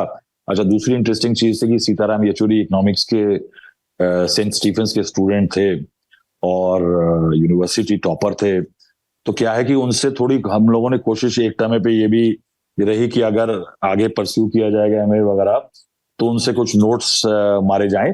तो सीताराम येचुरीज एटीट्यूड वाज सच कि उन्होंने अपने कुछ पुराने दोस्तों के नाम दिए, कुछ लोग उन दिनों मोबाइल फोन तो होता नहीं था, लैंडलाइन नंबर दिए, कॉन्स्टेंटली आर्ग्यूमेंटेटिव, यानी ही लव टू आर्ग्यू। और क्या है कि the best thing about Sitaram Yechury is, जो मैं कहूंगा कि बहुत सारे नेताओं को सीखना चाहिए, यानी अगर आप बहुत सारे नेताओं से अगर पत्रकार मिलने जाता है तो ऐसा लगता है कि बीवी या बॉस से लड़के आया है। Sitaram Yechury always had a smile. Politics जैसी हार्श जगह में एक जेंटलनेस, आप लेफ्ट की पॉलिटिक्स को एग्रेशन बोलेंगे, एग्रेसिव बोलेंगे, तमाम चीज कहेंगे, मगर क्या पॉलिटिक्स मधुर स्वभाव से भी की जा सकती है? बहुत सारी बातें सीताराम येचुरी के लिए कही जा सकती हैं, मगर I think Sitaram Yechury was one of the best craftsmen in this art of gentleness in politics. अभी हाल में करीब 2 महीने पहले एक दिन मेरा मन बना, मैंने फोन किया, सीताराम येचुरी मीटिंग में थे और मीटिंग में मैंने उनको कहा, फोन किया तो उनको पता लगा थोड़ी देर बाद फोन करेंगे, तो फोन आया तो मैंने कहा इंटरव्यू करना है। तो उन्होंने कहा कि क्या करोगे इंटरव्यू करके? मैंने कहा कि अभी चुनाव के रिजल्ट निकले हैं, आप इंडिया ब्लॉक बनाने की धुरी थे और इंडिया ब्लॉक धुरी होने के कारण सवाल आपसे बनता है कि आपने क्या पाया और क्या खोया। उस सीताराम येचुरी को 30 सेकंड नहीं लगे और उन्होंने कहा कब करना चाहेंगे। क्या है कि एक पत्रकार के लिए ये एक सम्मान का विषय होता है कि एक नेता उससे ये नहीं पूछता कि कहां नौकरी कर रहे हो, कितना देखेंगे, कौन देखता है तुम्हारी चैनल। तो मैंने उनको जो बताया कि आप फला फला उसमें कर लें। दूसरी बहुत अच्छी बात, सीताराम येचुरी सवाल नहीं मांगते थे। मैं नाम नहीं लूंगा, मगर इस देश के बहुत बड़े बड़े दिग्गज आज की तारीख में अपने इतने बड़े होने के बावजूद, इतना उनका पॉलिटिकल एक्सपीरियंस होने के बावजूद, ये वो लोग हैं जो अपने जीवन में लाखों नेता, हजारों पत्रकारों से गुजर चुके हैं, तमाम विषमताएं झेल चुके हैं, अंदर इतना कैलिबर है उनके अंदर पॉलिटिक्स का, लेकिन उसके बाद भी साहब सवाल पहले मांगते हैं। सीताराम येचुरी ने कभी भी एक बार भी ये नहीं पूछा। अब उस इंटरव्यू के दौरान मैंने उनको थोड़ी काफी चुहल करी। उन्होंने कहा कि इस बार की मैंने उनसे जब पूछा कि इस बार चुनावों में सबसे बड़ी जो मेरे लिए बात है वो ये है कि देश की जनता ने अपने आप को एक ऑपोजिशन दे दिया, सशक्त करके ऑपोजिशन दे दिया। और उसके बीच में मैंने उनसे तमाम बातें जो उनसे मैं पूछता रहा, तो मैंने उनसे पूछा कि आपकी इस पूरी एक्सरसाइज में जोड़ने की लोगों को, आपके क्या हुआ है कि बंगाल में आप साफ, केरल में आप कांग्रेस चढ़ गई जो कि आपके साथ लड़ती है पूरे देश में, और केरल में आपके खिलाफ लड़ती है, और केरल में आपको उन्होंने साफ कर दिया। तो 2-3 बातें उन्होंने बोली मुझे कि नेक्स्ट स्टेप जो होगा वो कहीं ना कहीं ये देखना पड़ेगा कि लेफ्ट की जो आइडियोलॉजिकल ड्राइव है उसके साथ साथ एक इलेक्टोरल ड्राइव। मुझे वो दिन याद है जब सीताराम येचुरी सेकेंड रंग हुआ करते थे। 1996 का वक्त था, वाजपेयी जी की सरकार 13 दिन चली थी, उसके बाद कवायद शुरू हुई थी कि यूनाइटेड फ्रंट एक सरकार बनाएगा, और उसमें धुरी के रूप में थे हरकिशन सिंह सुरजीत सीपीएम के, और लालू यादव, मुलायम सिंह यादव, ये सब तो हुआ ही करते थे, मगर लेफ्ट जो था सीपीएम वो धुरी था, और उसके साथ साथ उनके अलावा एबी बर्दन थे सीपीआई के। और सीपीएम की एक कैंटीन है जो कि one of the most democratic canteen है सीपीआई की कैंटीन की तरह से, कि पार्टी का जनरल सेक्रेटरी भी नीचे उतर करके आ करके थाली में खुद खाना परोस करके वही खाना खाता है जो कि पूरा स्टाफ का कोई खाना खाता है। और सीताराम येचुरी के साथ में नीचे बैठा हुआ था, और ऊपर मीटिंग चल रही थी हरकिशन सुरजीत और ज्योति बासु की। थोड़ा मुझे एक्सेस था, बाहर लोग खड़े थे मगर मुझे एक्सेस था, तो मैं अंदर किसी तरह पहुंच गया था। तब सीताराम येचुरी को जब मैंने पूछा कि कैसे होगा गठबंधन, क्या होगा, तब उन्होंने एक बात कही थी कि हमको इकट्ठे मिल के लड़ना, स्ट्राइक करना है, भले ही हम रास्ते अलग अलग चले। वही बात उन्होंने अभी मुझे जब ऑफ कैमरा, जब मैंने कैमरा बंद कर दिया इंटरव्यू के बाद, मैंने को कही, तो उन्होंने कहा कि कभी कभी राहुल, जो इलेक्टोरल स्कोर कार्ड होता है वो जरूरी नहीं होता बनिस्बत इस चीज के कि जो एक आइडियोलॉजिकल लाइन है उसको कैसे मेंटेन किया जाए। उनका कहने का मतलब ये था कि जो राइट विंग का जो मामला है वो इस तरह से राइज हो रहा है, उस समय पे अगर इलेक्टोरल स्कोर कार्ड कम भी होता है तो उसमें कोई प्रॉब्लम नहीं। अब सीताराम येचुरी क्या थे? बहुत सारे लोग कहेंगे कि लेफ्ट टोटलिटेरियन रूल चाहती है, सीताराम येचुरी चाइना की तर्ज पे अगर लेफ्ट आ गया तो सरकार बनाएंगे, वो चाइना का फेवर करते थे, चाइना की वॉइस से। बहुत सारी चीजें हैं, बहुत सारे पॉलिटिकल कंपल्जन्स हैं, मगर हमारे देश में टोटलिटेरियन रिजीम्स का जैसे चाइना है वो थोड़ा सा अभी बहुत ही डिस्टेंट बात है, बहुत मुश्किल चीज है। लोकमानस में लोकतंत्र के लिए बहुत काफी कुछ है, मगर जो सीताराम येचुरी जैसे नेता थे उनकी अगर आप जेनेसिस देखें, ये लोग वहां से उभरे थे जहां एक पार्टी का रूल था, कांग्रेस पार्टी का, और ये लोग एंटी एस्टेब्लिशमेंटेरियंस थे, ये सत्ता पक्ष के खिलाफ वाले लोग थे। वो अलग अलग धाराओं में गए, कोई बीजेपी में गया, कोई लेफ्ट पार्टीज में चला गया, कोई जनता पार्टी में चला गया, मिडिल हो गया, लेफ्ट हो गया, राइट हो गया, लेकिन वो एंटी एस्टेब्लिशमेंट से एंटी कांग्रेसिज्म की तरफ आए। उसकी खूबसूरती ये है, उसकी बुराई होगी, लोग कहेंगे कि वो तो अब कांग्रेस के साथ चले गए थे, पहले कम्युनिस्ट थे, लेकिन इस बात पे मेरी कई बार सीताराम येचुरी से बहस हुई। परेशानी यहां पे ये है कि अगर आप इन लोगों को देखें तो ये एक ऑल्टरनेटिव थॉट को रिप्रेजेंट करते हैं कि एक मजबूत सरकार जो है वो लोकतंत्र में अगर निरंकुश हो जाती है तो एक ऑल्टरनेटिव रहना चाहिए।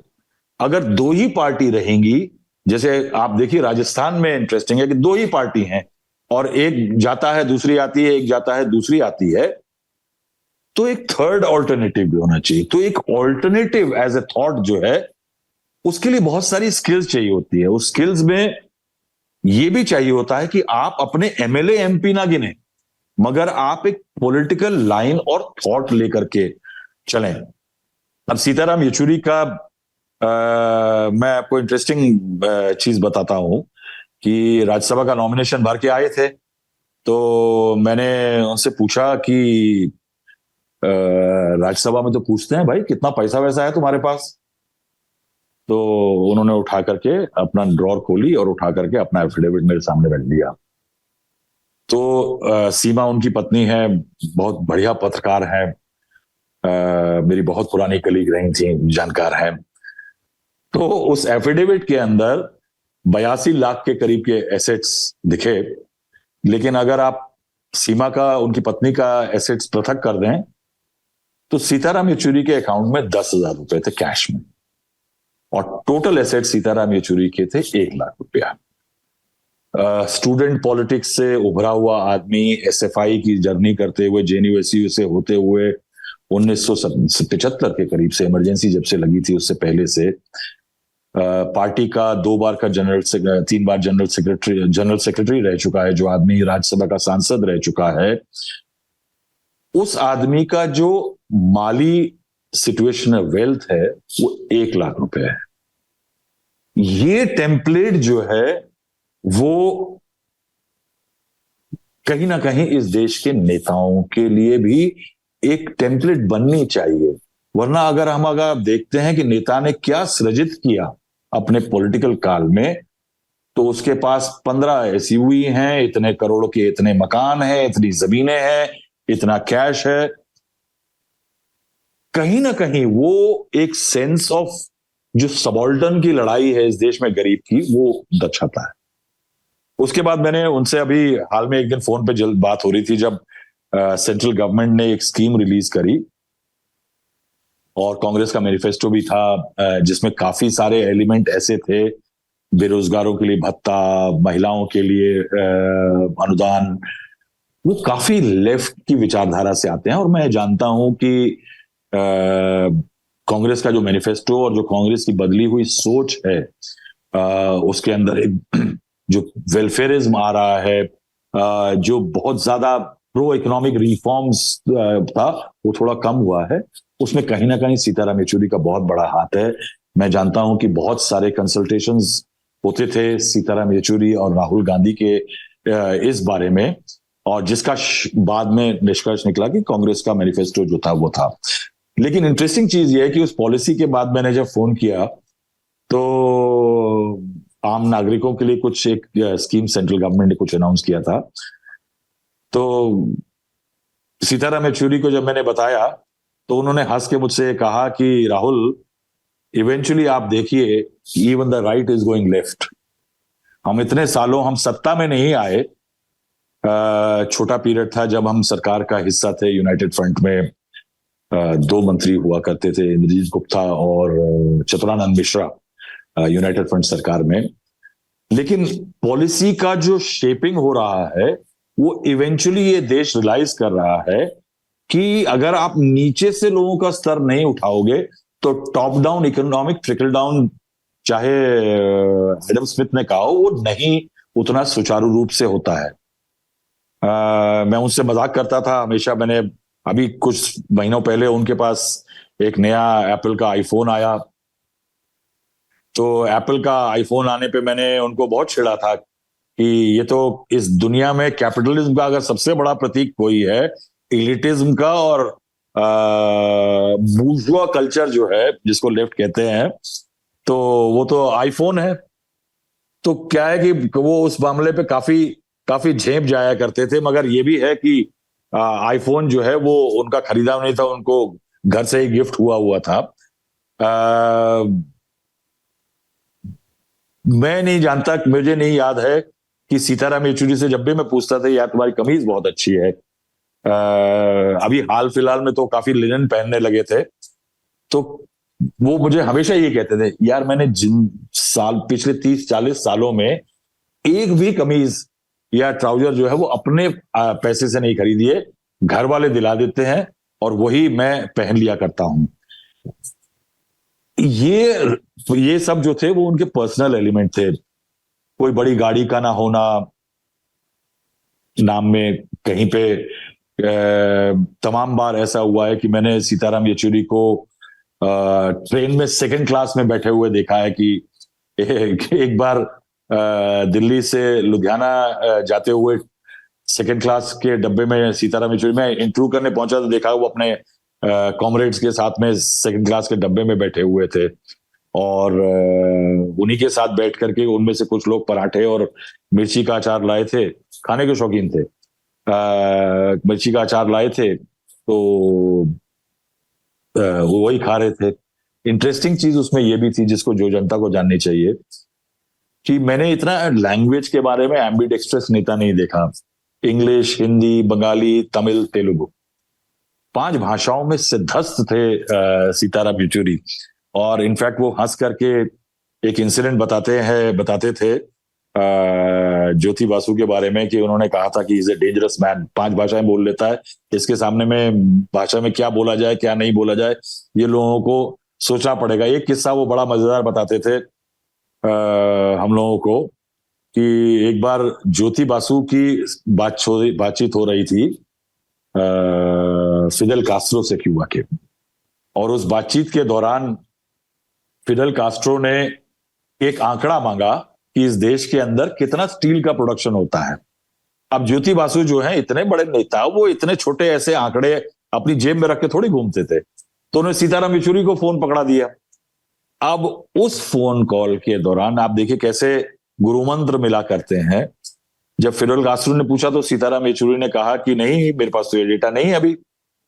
तब फिडेल कास्ट्रो ने सीताराम येचुरी को बोला कि कोई नेता अगर लेफ्ट की पॉलिटिक्स कर रहा है और वो देश की पॉलिटिक्स करता है तो उसके पास ये आंकड़े होने चाहिए। The statistics should be there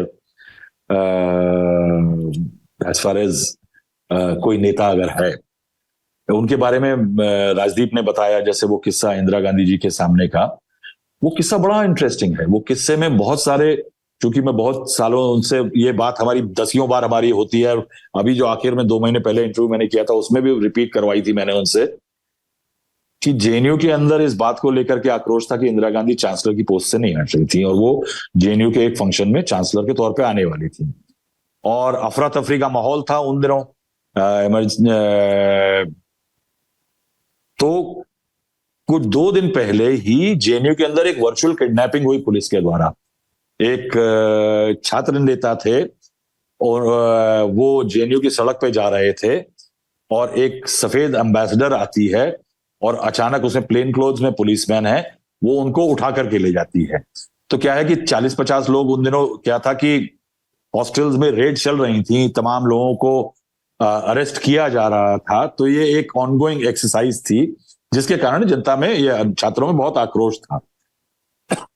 तो सीताराम येचुरी हंसते हुए हमेशा ये बताते थे कि हम लोग इतने अहमक थे उस टाइम पे कि जैसे कि किसी स्टूडेंट को एक्सपेल करना होता था या उसके खिलाफ कोई ऑर्डर होता था यूनिवर्सिटी का, तो वो स्टूडेंट के हॉस्टल के कमरे के बाहर चिपका दिया जाता था। तो कह रहे हैं कि हमको लगा कि किसी बड़े नेता या प्रधानमंत्री को अगर कोई मेमोरेंडम देना है तो उसके घर के बाहर जाकर के चिपका दो। तो वो चिपकाना जो होगा वो एक्ट ऑफ ये होगा कि हमने तुमको समन या मेमोरेंडम सर्व कर दिया है। तो अब ये जेएनयू के करीब 500-600 स्टूडेंट्स जो हैं वो अपने नेता सीताराम येचुरी के साथ, उन दिनों प्रबीर पुरकायस्थ जो थे, जो न्यूज क्लिक के हैं, वो भी एक काफी डोमिनेंट फोर्स हुआ करते थे जेएनयू के अंदर। तो ये लोग गए और इंदिरा गांधी के घर के बाहर इन्होंने मेमोरेंडम चस्पा कर दिया और उसको सोचा कि अब तो हमने चिपका दिया है, काम हमारा हो गया। अब ये लोग पलट के जा रहे थे तो गुलाम नबी आजाद वहां आते हैं। जब गुलाम नबी आजाद वहां आते हैं तो इन स्टूडेंट से पूछते हैं कि तुम क्या कह रहे हो। अब देखिए, यही एक मजे हुए नेताओं का, मैं इस कहानी से सीताराम येचुरी का तो वर्णन होता है, लेकिन इससे बाकी नेता कैसे मजे हुए हैं उनका भी थोड़ा सा बखान होता है। तो उन्होंने पूछा, तो उन्होंने बताया, तो उन्होंने कहा कि अरे बेटा, ये इस तरह पोस्टर चिपका के, मेमोरेंडम चिपका के जाने से काम नहीं होता है, आप यहीं रुको, मैं जरा अंदर जाता हूं। गुलाम नबी आजाद अंदर जाते हैं और अंदर जाकर के वो थोड़ी देर बाद बाहर आते हैं, कहते हैं कि इंदिरा गांधी आपसे मिलेंगी। आप सोचिए कि इंदिरा गांधी जी के खिलाफ आंदोलन चल रहा है, छात्र नेता नाराज हैं, वो उनको रिजिग्नेशन का मेमोरेंडम देना चाहते हैं, उसके बावजूद भी इंदिरा गांधी उनसे मिलने आई।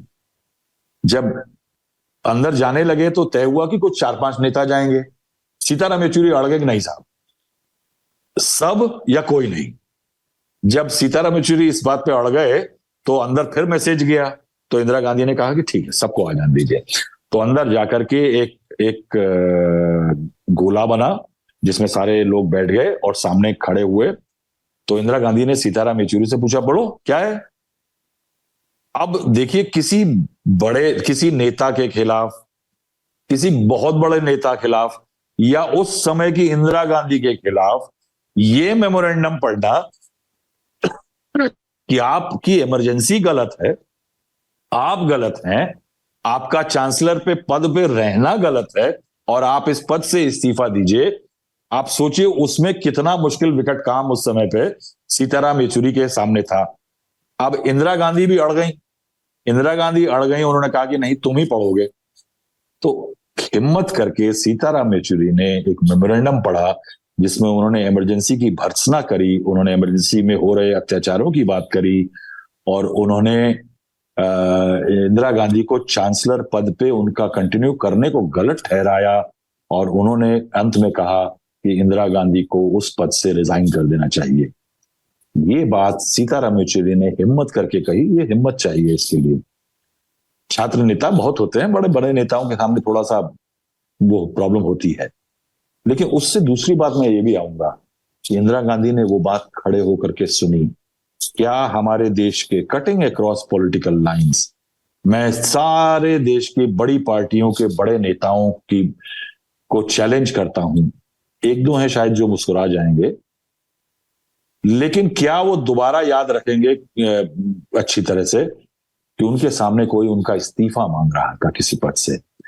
और ये जो है, मैं कहूंगा कि ये एक समय की पॉलिटिक्स की खूबसूरती थी कि इंदिरा गांधी की समझ को सोचिए कि उन्होंने छात्रों की नाराजगी को कम से कम 50% कर दिया होगा जब उन्होंने अपने सामने आकर के उनको बुलवाया, और उसके बाद इंदिरा गांधी ने चांसलर पद से इस्तीफा दे दिया। ये भी नोट करने लायक बात है that Indira Gandhi eventually resign from that post. Sitaram Yechury का जाना जो है वो इसलिए बड़ा सेटबैक है क्योंकि सीताराम येचुरी अनलाइक प्रकाश करात, जिसे कॉपी बुक कम्युनिस्ट कहते हैं, वो नहीं थे। सीताराम येचुरी की खूबसूरती थी उनका प्रैग्मेटिज्म, उनकी अडेप्टेबिलिटी, कि वो किस तरह से फ्लेक्सिबल हो सकते हैं। यानी बहुत सारे मैंने नेता देखे हैं जो कि पार्लियामेंट के कॉरिडोर में अगर नरेंद्र मोदी जा रहे हैं प्रधानमंत्री, तो वो उनसे कन्नी काटते थे, वो यानी वो उनके साथ नहीं दिखना चाहते थे।